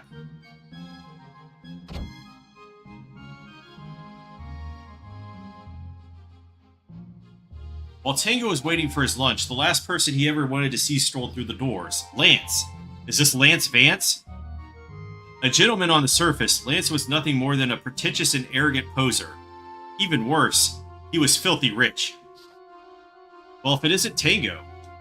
Huh, I prefer you keep my name out of your mouth. Apologies, I didn't mean to disturb you, but there's someone I'd like you to meet. It was none other than Tango's wife who followed Lance through the doors. Lucinda, what are you doing with him? Ellipsis. 'Twas your unbecoming conduct that drove Lucinda into my arms. She needed comfort, and being the sympathetic man that I am, I brought her here on a date to take her mind off things.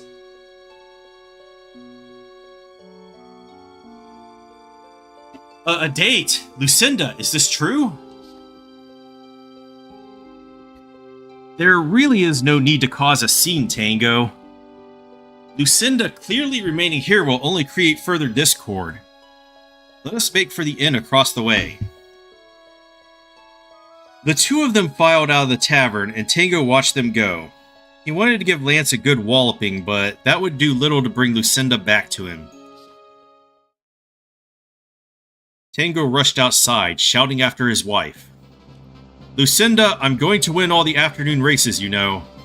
Then I'm going to quit gambling forever. Please, I'm begging you, just give me one last chance. Alright, looks like the Blue Jays are going to the World Series. He quickly came to the conclusion that he would need to channel his anger into picking the winning chocobos. I can't wait to wave a fistful of Gil in that buffoon Lance's face. The thought made him smirk. Tango turned his attention back to his booklet. There are a total of 3 races in the afternoon. To win all of them, I'm going to have to use this buzzing in my ears to my advantage. So I have to write down every one and not pick the one that's not mentioned, I guess. The loudspeakers crackled and an announcement rang through the stadium. Ladies and gentlemen, the 5th race will be starting shortly. Curses, I must hurry. With what little time is left, I must see what chocobo names I can overhear. Then I will leave the rest in the hands of the gods. The next race was to commence soon, and Tango was running short on time. He needed to find a crowded place where it would be easy to overhear conversations. Let's see, a popular place that serves food would be a good start. I know, I'll head to the Good Luck Tavern. Is this the only place in town?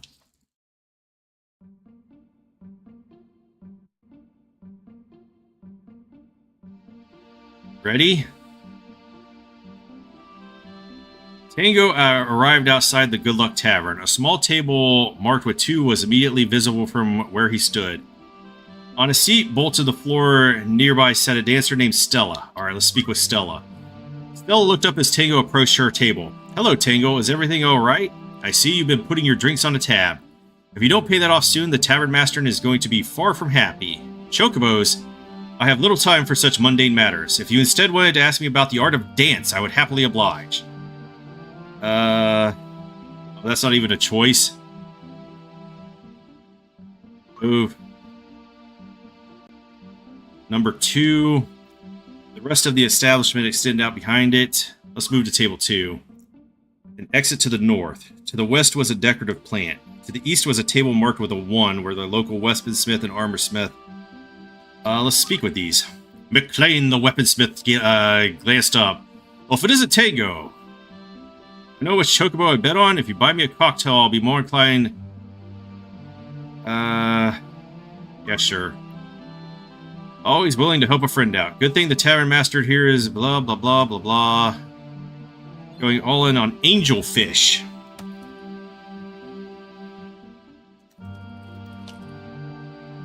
Alright.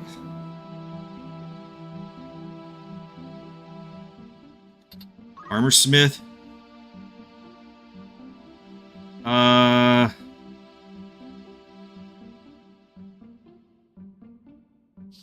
From table 2, he doesn't remember.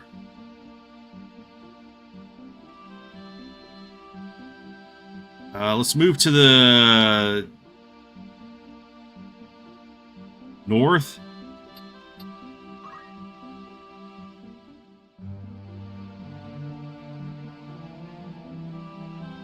Oh, so that's all we get is the fucking plant.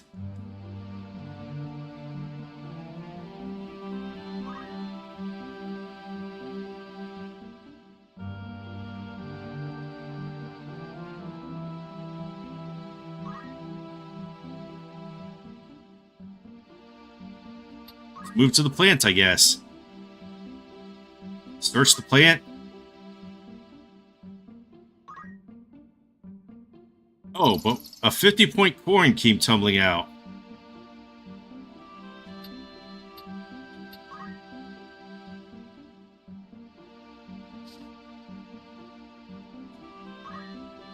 Alright, there's really nothing here to...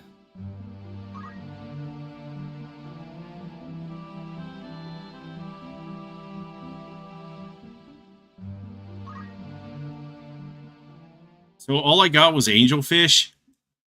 Must take action. Tango walked up to the ticket booth, still deep in thought. I currently have 5,000 gil. Until now, I've been buying small. Over time, this has caused me to fall into debt. I shall place my faith in this mysterious ringing in my ears and go all in for once. Here goes nothing. Tango strengthened his resolve and made his way to the ticket booth. Oh, look who it is. If it ain't the one and only Tango. Nothing keeps this man down. Okay, Tropical Storm, Palm Tree, or Angelfish. So Angelfish is out, but it's going to be 50-50 between Tropical Storm or Palm Tree. From within the booth. Why does it say Closer, Closer, Stalker? So it's between these two, unless they're trying to do some reverse psychology and be like, Angelfish is the one I need to go in on. Well, I don't like the plant, so let's go with Tropical Storm. I would like to place 5,000 gil on Tropical Storm. There was no turning back for Tango now. Are you sure you want to do this? I hear you've been borrowing a lot of money. Ellipsis.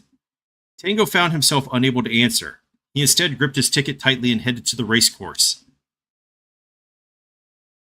I cannot move. My legs will not carry me. Come on, now, move! Tango's nerves had gotten the better of him. He felt as though his legs had turned to lead. In this state, I will not be able to make it to the race. I have no choice but to wait for the announcements to learn the winners. Me too.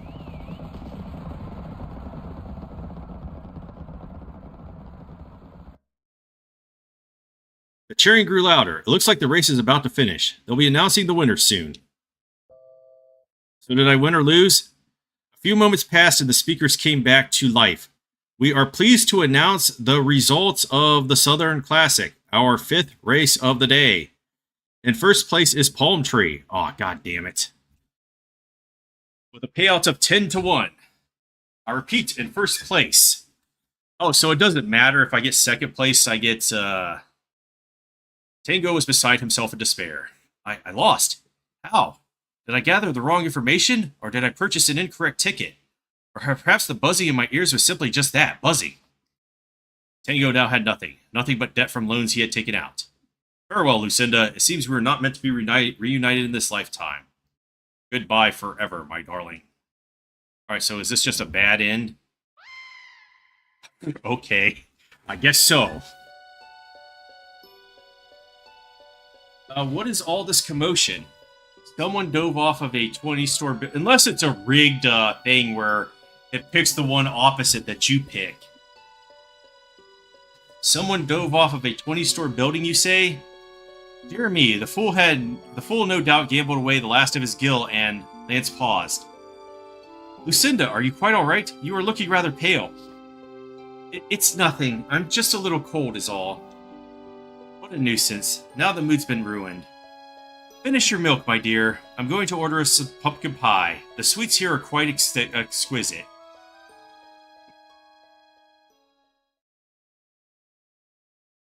Game over? Okay, so... No, it's, Well, how do I get them to say Palm Tree, then? I got a 50 at this. Can you play again, though? They just wouldn't tell me the other dude, though. Like, Stella didn't want to talk. Let me see if I can get through this,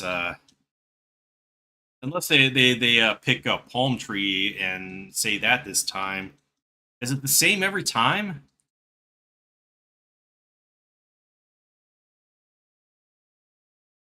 I'm just going to hammer through this till we get back to the spot.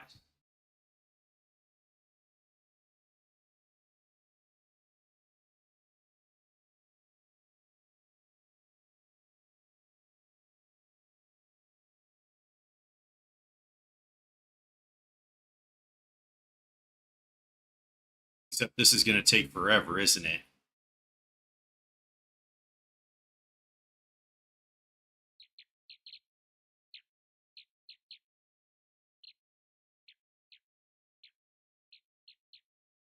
Blah, blah, blah, blah, blah. I wish you could just skip this, but I guess it wants to punish you if you pick the wrong thing. Maybe if you go back to the armor smith and bother him again, or bother Stella again.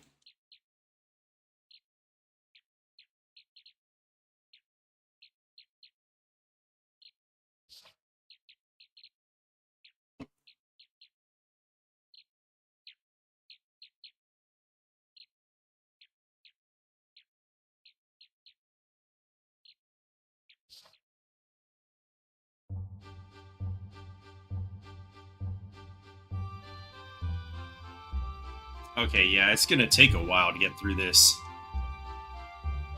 Wow. What if they change the names of the horses or something?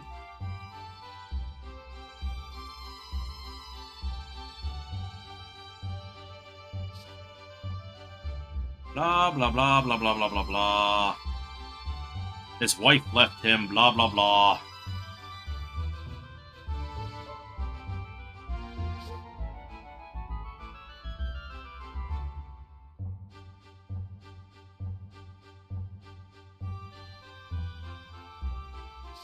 Let's just search the plant first, and then move on there. Do we have to play as this guy the entire game?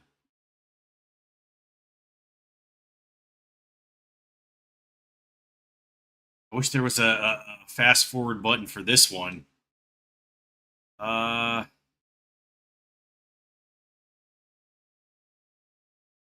Wait. Take the scenic route. I don't remember this.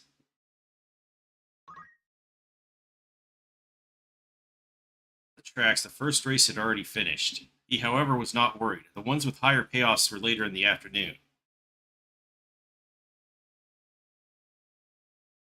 So there's no difference.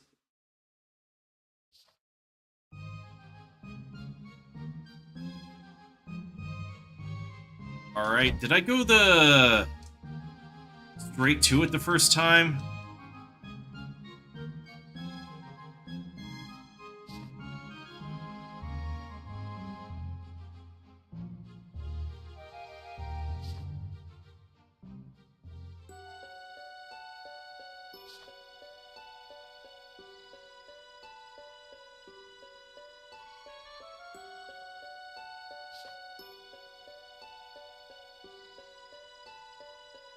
So I think I will just ignore the weaponsmith and just keep bothering the armor smith and Stella.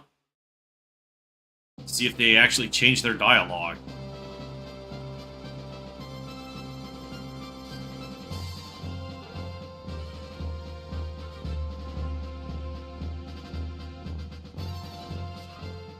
Surely there's got to be more than this guy just quitting gambling.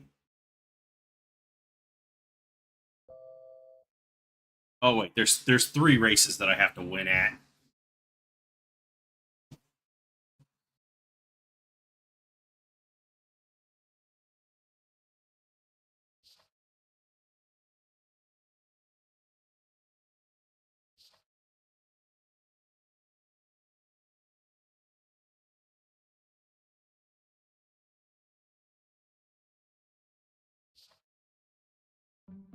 So I actually thought that you could leave this place the way it was written.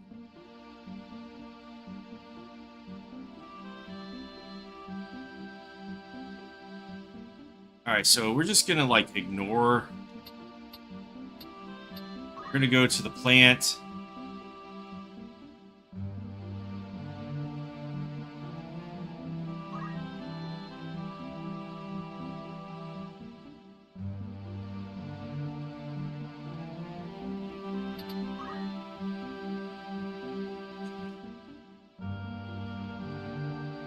Yeah, you bet on... You bet on... Well, he has to have some information.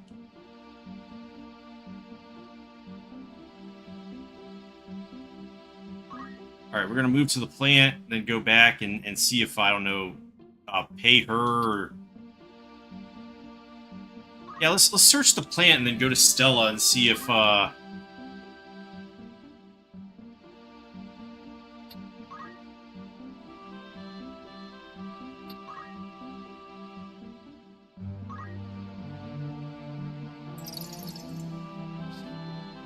Maybe she'll betray the armor smith.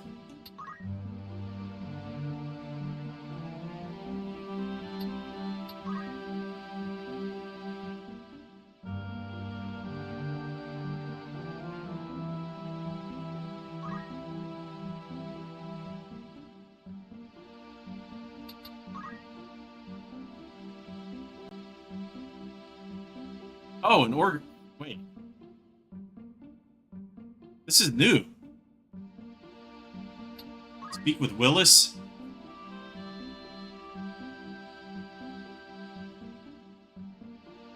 Yeah, let's just hit his shoulders. Oh, that felt nice. Thank you. Now I can properly cheer on Tropical Storm. Okay.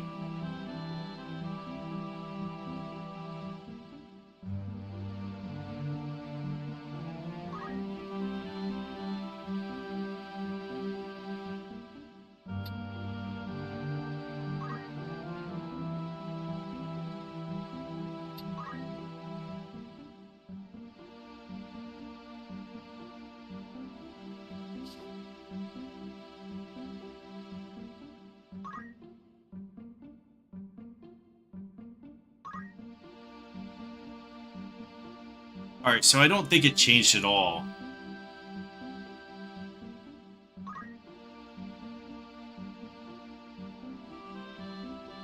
What about the counter space? Wedge.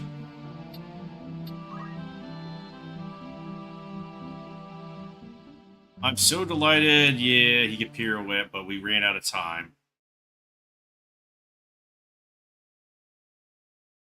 Unless I just remember the answer and just cheat it.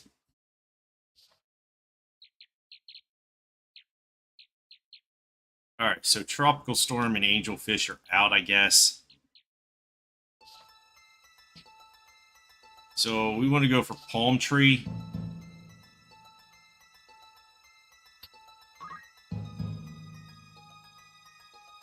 On Palm Tree.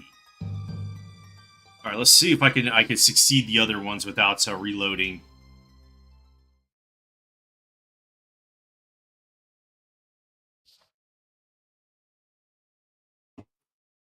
Blah, blah, blah. Yeah, yeah, yeah.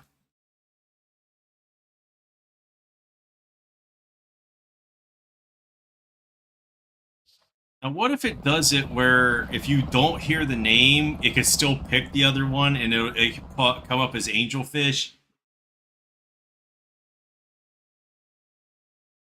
And I think maybe some of these guys are just there to waste time.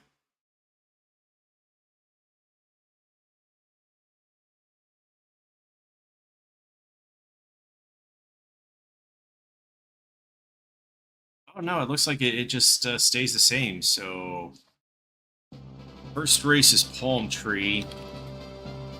I won. Tango was beside himself with displease. I actually won. I can't remember the last time this has happened to me. He had just multiplied his money tenfold. 50,000 gil now lined his pockets. Is he gonna bet it all on everything? Congratulations, Tango. He turned around to see Lucinda standing there. Lucinda, Why are you here with Lance? I'm so sorry for everything. Look, I won, just like I said I would. Do these even matter? This will just make you look arrogant and...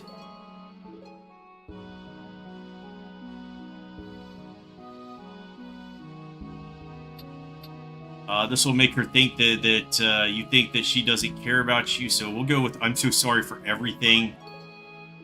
Truly, I am. Yet you're here gambling away the last of your gil instead of putting it towards reopening Tango's paper mill.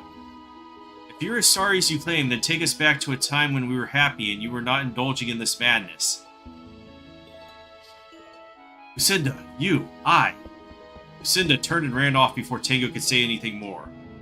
Please wait, don't go. In his desperation, Tango tried to chase after her, but Lucinda had already been swallowed by the crowd. Try as he might to push against them, it was hopeless, and he quickly lost sight of her.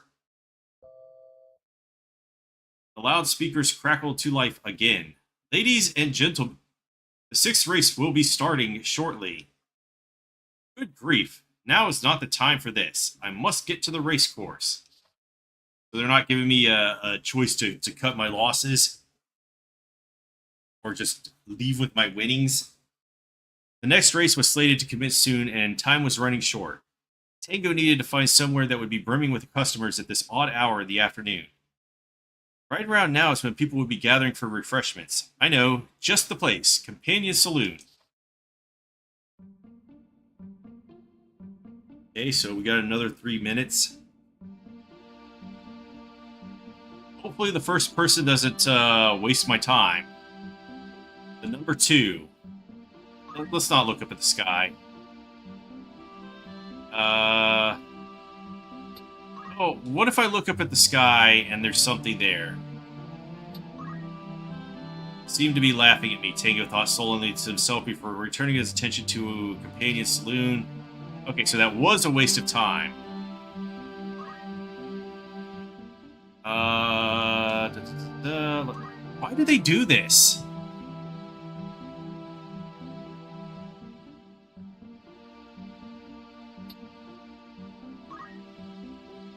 The name of Mesa Rickson. Okay, so this is the guy from the first book. This is the first time in a long time I've been home. The twinkle in your eyes is smiling and tell me that you have indeed.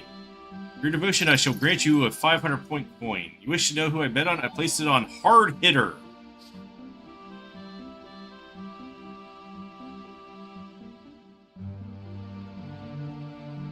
We want to move.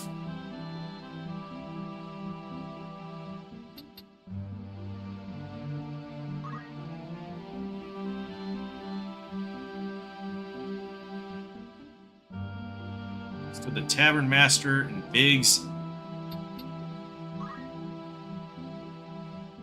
Tango, I cannot keep this to myself any longer. The Tavern Master is in love with the materia vendor Katya.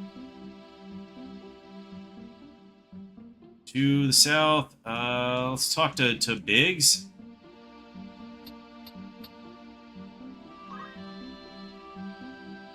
A lovely lady over at table 1. Her name is Katya. Tell her it's from me.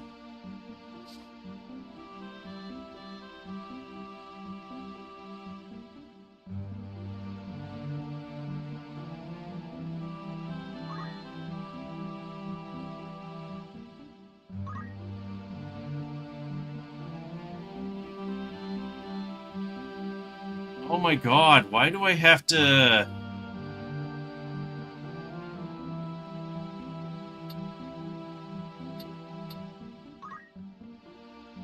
Man, they made this just to waste all of your time.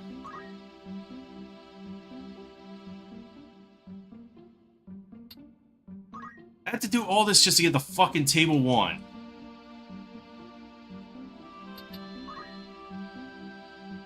Tango approached. Hello, Tango. Oh, this is from Tavern. While at the first glance, he has the type of face that grows on you. Oh my god. I didn't even get anything from that. So it probably was the person upstairs. Oh, wait. This guy could have. So Hard Hitter is out. So I got a 50-50 it again.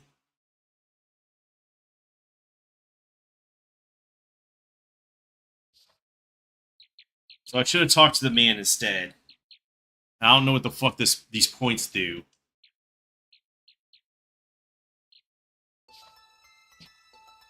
Oh, it's not 50-50. It's... I've got a 25% chance.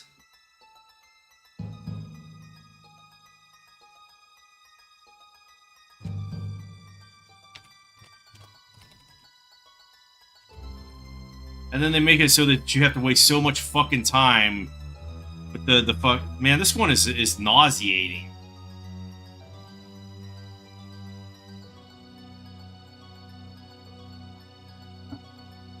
I think I will go with Colossal Punch.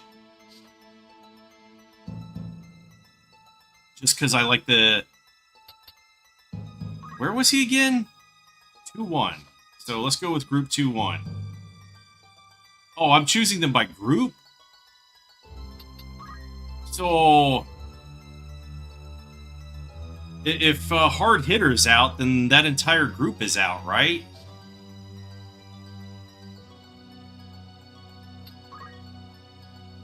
Okay. Let's go with Colossal Punch. I would like to place 50,000 gil on Colossal Punch.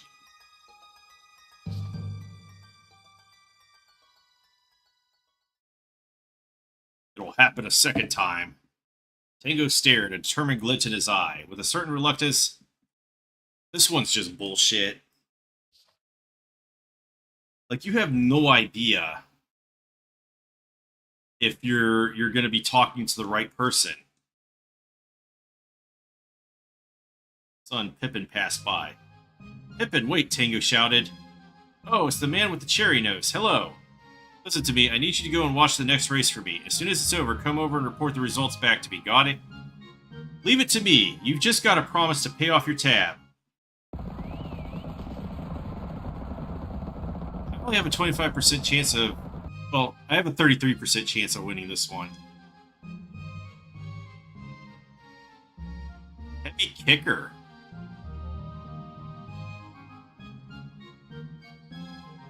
So Heavy Kicker wins. So I have lost the game again.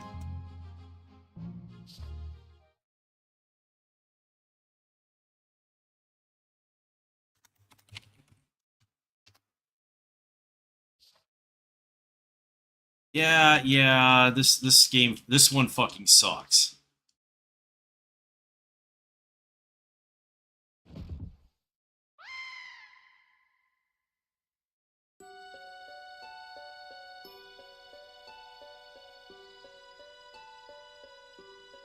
And I'm probably going to get the third race wrong, too.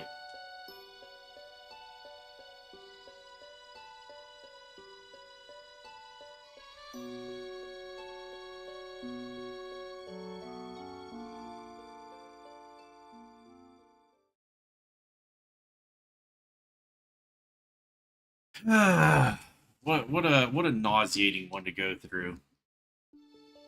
Like, you can't even fucking... These tomes. Go through this text faster. It's just designed to waste as much fucking time as possible.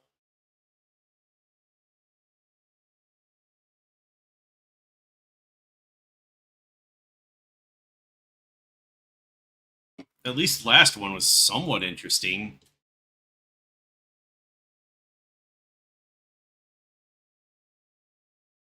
Because you could, like, do the clues and everything, but this one is just like, well, you might get all the clues, but the deck's really stacked against you. Because to move, you have to say, I'm going to move, and then they're like, well, where do you want to move? Well, I want to move here. And they're just wasting time doing that.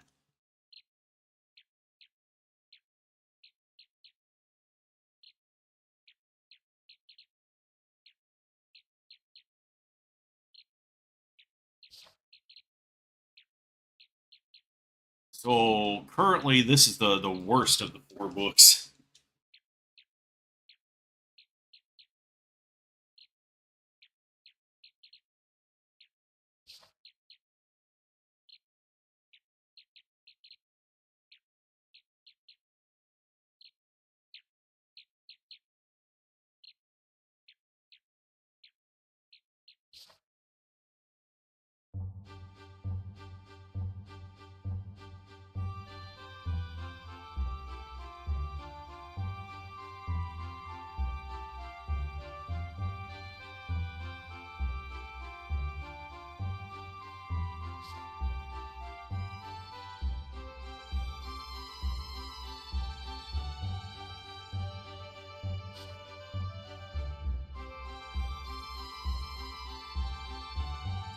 Or was this one just designed with the express intent of making you play through it multiple times because you just cannot get all the clues?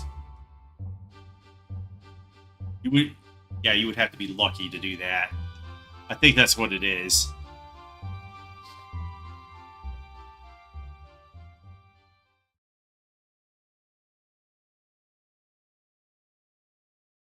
So there's gonna be like 5 in the last one, or something like that. So if I only have 3 minutes to get all the clues, that's gonna be some bullshit.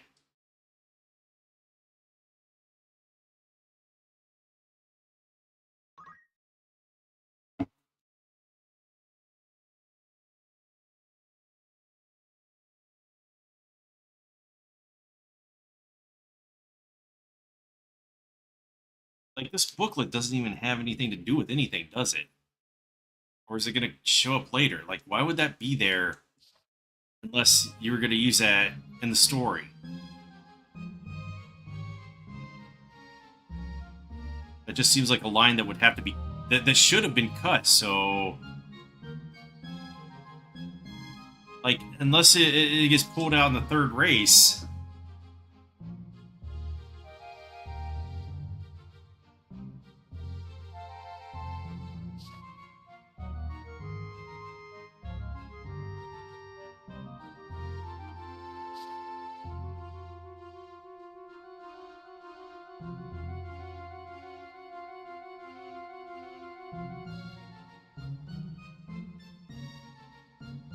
What's it? Heavy kicker next to I don't know what was the one I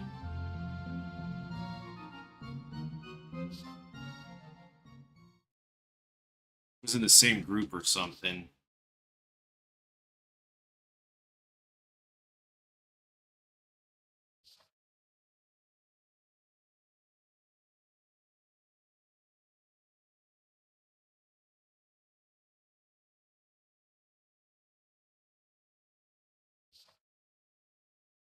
Herman.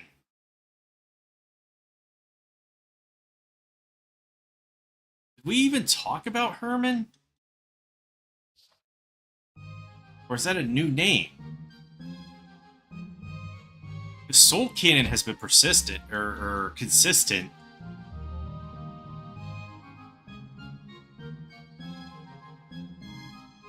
Yeah, I feel like I'm gonna just fail the third one too. They just don't give you enough time to investigate.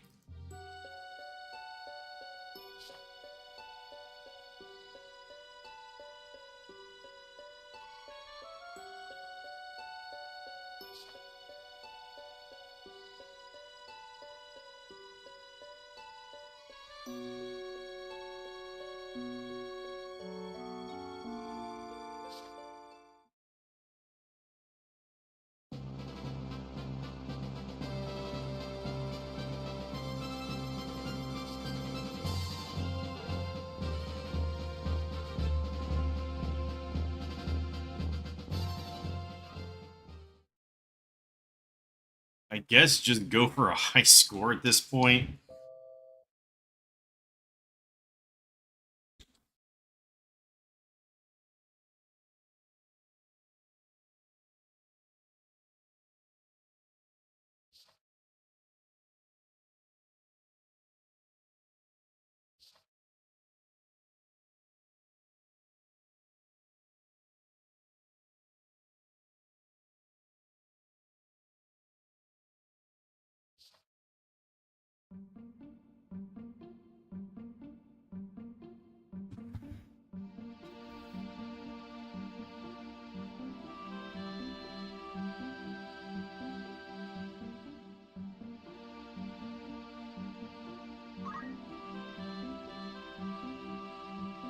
No, we want the plant.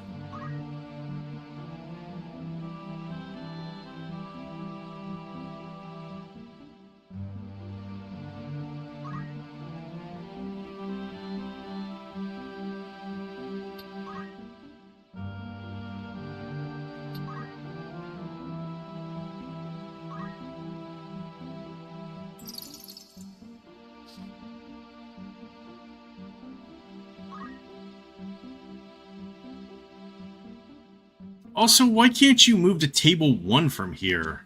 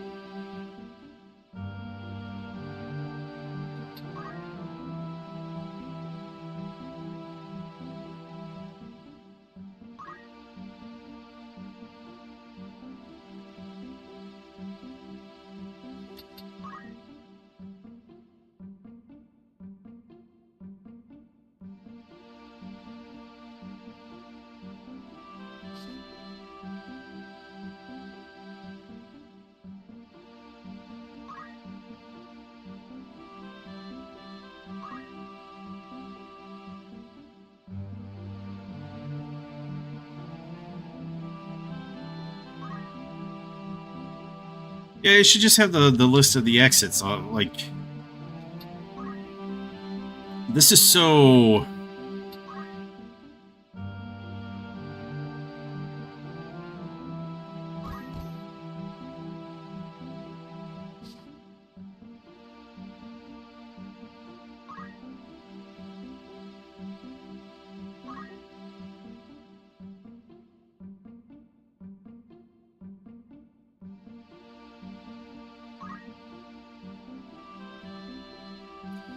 Oh my god! Like, even when I was playing MUDs, it was not this fucking slow to move between rooms.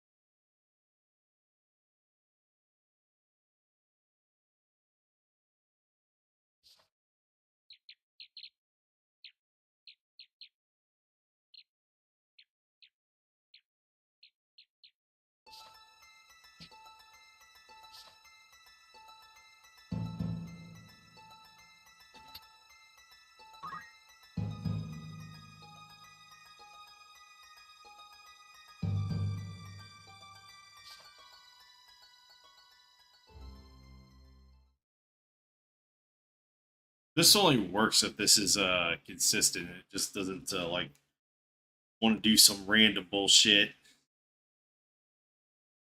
And if it does that, I'm just gonna like fuck it.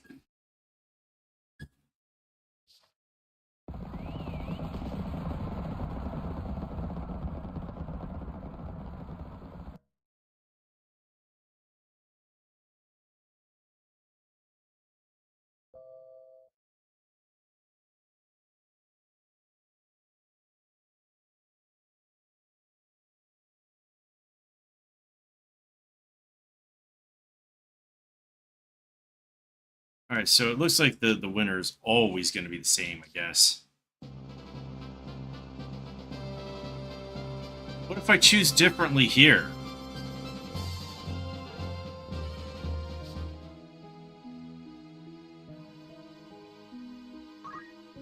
Why are you here with that philanderer?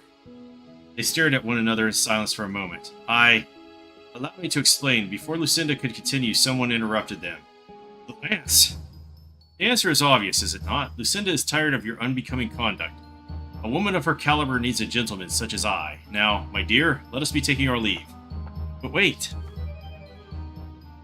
So that doesn't even matter. It's just the horse races.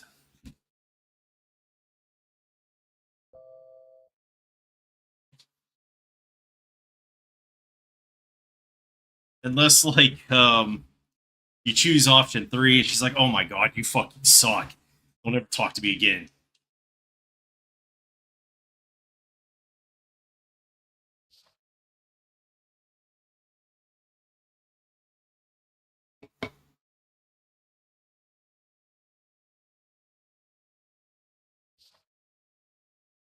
Alright, so Heavy Kicker apparently wins, so let's just fuck around with the rest of this stuff.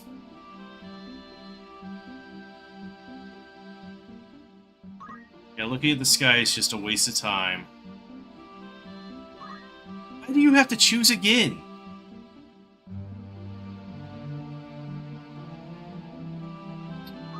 Yeah, you get points for this guy. I've never heard of it.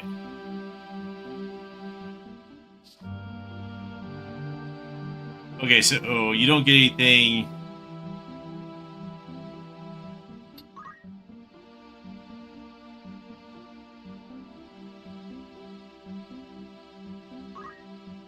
And then he's like, oh, you have read it.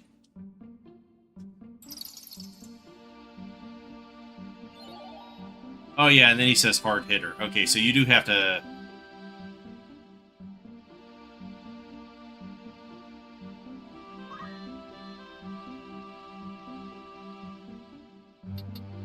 I'm gonna go to the counters.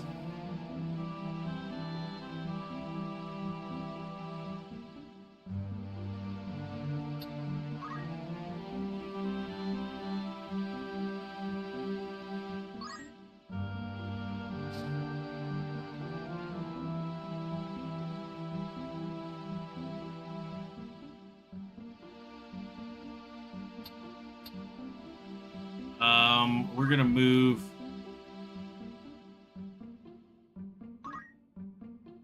Why do you have to do all this roundabout shit to get to where you want to go?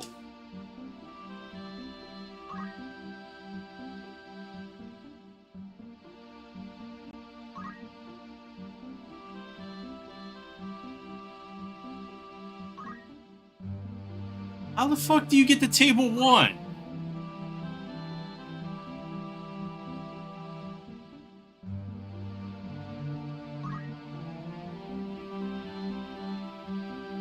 I guess I have to go to the fucking plant. Oh, we go to table 1 from here. Jesus Christ! Nobody moves around a room this way.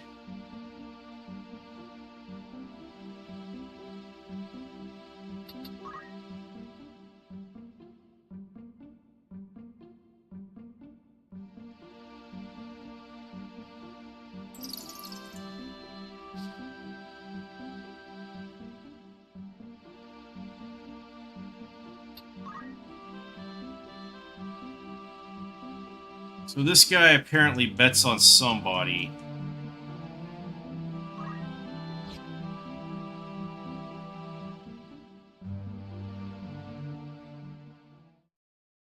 But it's a waste of time because he just auto wins. So maybe if you go back and talk to the tavern master or whatever, then I guess go upstairs.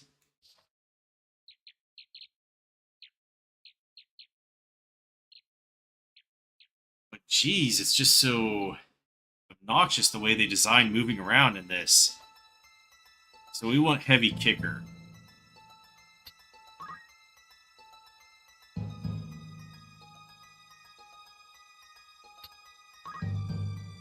Because he's a stalker.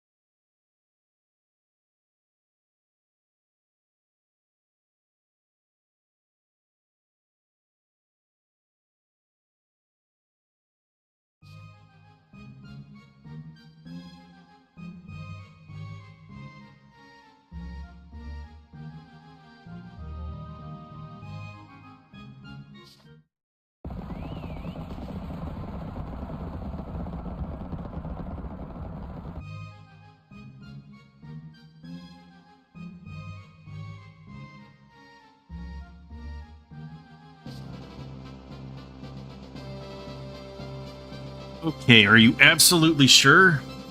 The young boy looked up at him, eyebrow cocked. Have I ever lied to you, mister? Thank you, Pippin. I'll get you a Luge puppet. Really? You promise? Also, while you're at it, could you pay off your tab? This is too good to be true. I'm not dreaming, am I?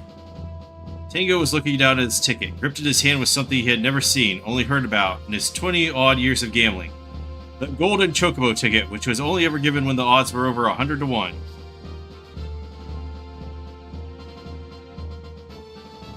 The odds at 200 to 1, Tango's once meager funds now amounted to 10 million Like, this dude should quit at this point. You did it, Tango. He turned to see Lucinda standing behind him. Lucinda, Tango, I still love you, yet how can I know that you feel the same way about me? My love for you far eclipses Lance's. Well, we don't even care about Lance, so fuck him. I'm going to quit gambling for good. I will always put you first. So our choices are going to be between 2 and 3. Let's just quit. I'm going to quit gambling for good. I swear, after today, I will never set foot to this place again. Lucinda's face fell. Is that how little you love me? The only reason you are willing to quit is because it's now the convenient thing to do? It seems the only person you have and will be devoted to is yourself. Lucinda. And yet, like the fool I am, I love you despite that. Wait, please don't go. Tango dashed after her. Lucinda, however, was long gone, swallowed by the masses. We get to fail another time and go through this again. Ladies and gentlemen, Hold onto your hats. The moment you all have been waiting for is finally here. The great race will soon be commencing. We urge you to hurry and purchase your tickets while you still can. I must make haste. The race is about to begin. All my efforts will have been for naught if I do not win this. Time was running short for Tango as the great race was soon to begin. He urgently needed to find a place with a large gathering of people before the main event. If I were a spectator waiting in anticipation of the upcoming race, I would go to the racecourse gallery.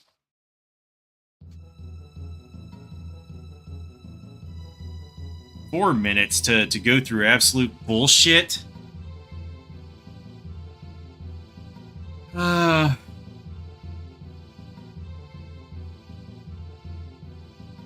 to the dog. It's got a 50-point coin. Okay. Well, I got something out of that.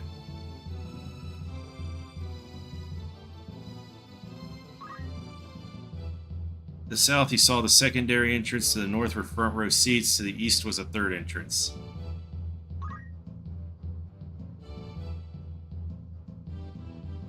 Go through the spectator seats. What the hell? I came from there?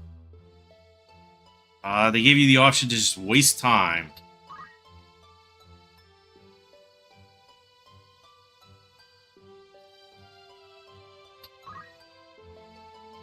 Sailor, who was shouting at the top of her lungs. Raymundo!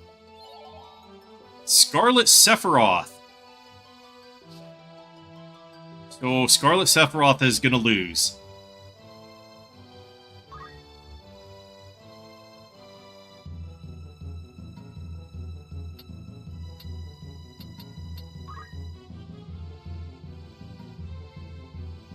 But you have to go back to the fucking second entrance? God.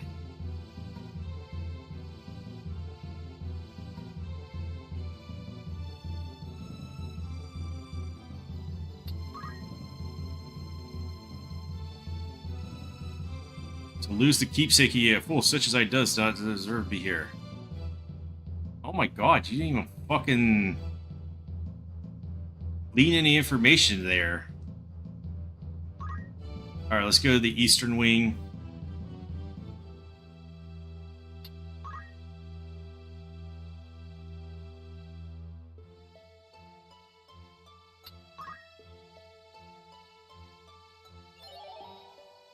Adamant timer's out then too.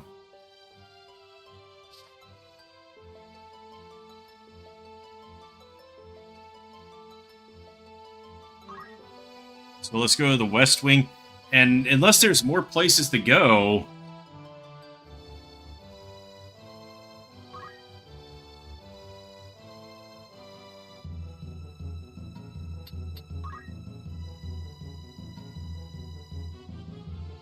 Fourth exit. The gambler and his son was just barely visible. To the north was the western wing. Speak with the father. Fernando, the gambling father, was clearly not in the... Damn it, of all the times, the next race is the great race. Huh. You know who I bet on? Get lost. I don't have time for idle chatter. Well, the kid may say something because, kids always speak up, and that's why you shouldn't say things you don't want them to tell other people.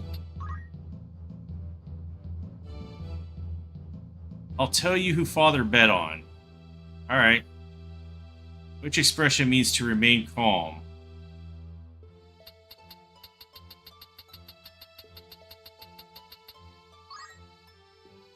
What is the golden rule? To improve something unnecessarily. You're really smart. You got every single one of them correct. Tim, slip slider. Alright, so I don't think I have any time for anything else, but...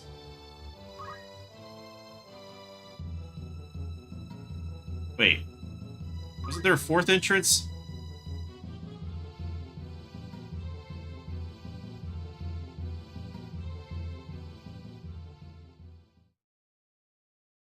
Well, there are probably more people, but Scarlet Sephiroth, Adamant Timer, and holy shit, I forgot what the kid said.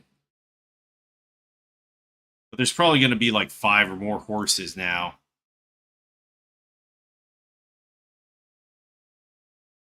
I've lost. Playing it safe has only ever brought me misfortune. It is time I risked it all. I cannot afford to lose again. You've been winning. Like, you won so hard. Everything is writing on this. Tango took a deep breath and made his way to the ticket booth for the final time. Tango, you're on a real winning streak today. Mind sharing your secret? Slip slider was what it was.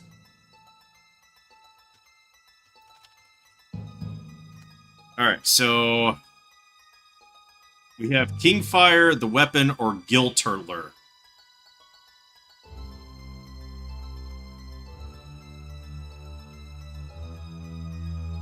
I feel like Gill Turtler is gonna win. So I have another 1/3 chance to win this. So without other clues, I could have talked to that woman, and I think there was more that I could have gone to. There's at least 5 people you could talk to, right?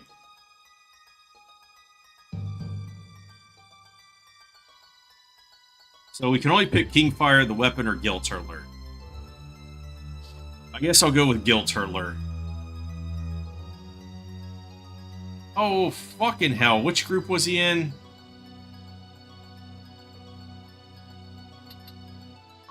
Yeah, both of those are losers. So he's in group 2. Yeah, I don't do horse racing, so I don't know what the fuck I'm doing here.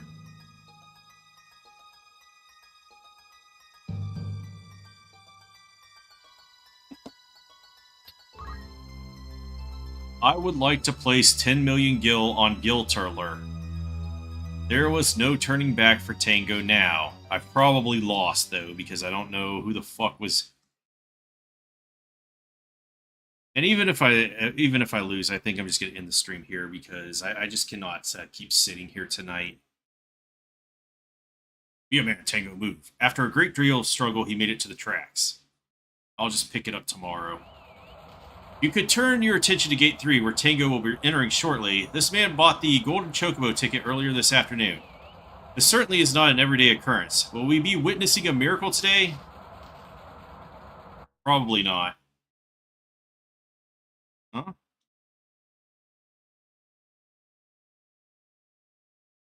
But what's that about?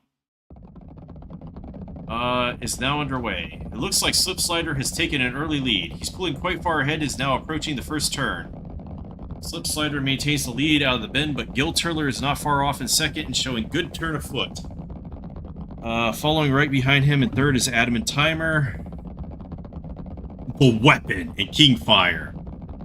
And with the crowd favorite, swift pace, according to our timers, these chocobos are traveling at a far faster rate than those in the 6th race. Slipslider is still at the head of the pack and leads the 3rd sweeping turn. Ah, Slipslider goes down at the turn. What a nasty spill, but the show must go on. Gaining ground are Gill Turtler and Adamant Timer. Moving up through the pack is also none other than Scarlet Sephiroth, who can't win. Gill Turtler and Adamant Timer are losing speed as the pack nears the 4th turn. Perhaps Slipslider's breakneck pace pushed him to his limits. Pulls into the lead. Right behind him is the Weapon. We are nearing the final turn. Racing to take first are 2 chocobos. Will it be... Oh, it's going to be the Weapon, isn't it? Scarlet Sephiroth pulls ahead and is ahead now. Just 100 lengths to go before he goes down in history as the first to win 3 consecutive great races. So... Oh, wait, what is this, ladies? Kingfire is moving up the stretch at an incredible speed. So Kingfire wins? Or does Gill Turtler win? Pulling into the forefront, there are now just 20 lengths to go. It's losing ground. Now I guess it's going to be Kingfire. Unless Gill Turtler pulls through. Ah, Kingfire got it. God damn it.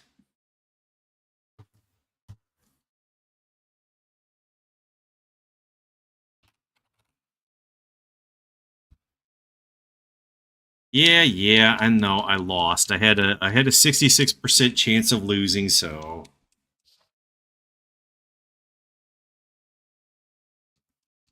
Or a 2/3 chance of losing.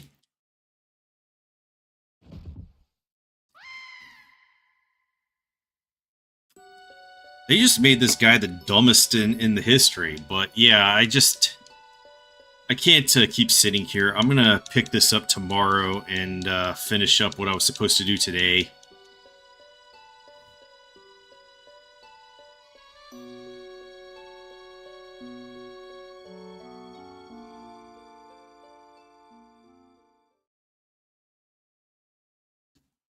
Yeah, game over. This book is bullshit, by the way.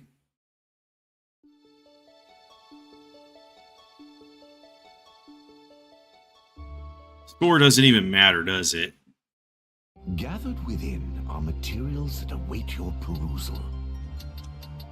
And then I bet you have to pass another hurdle by answering what's her face's question right.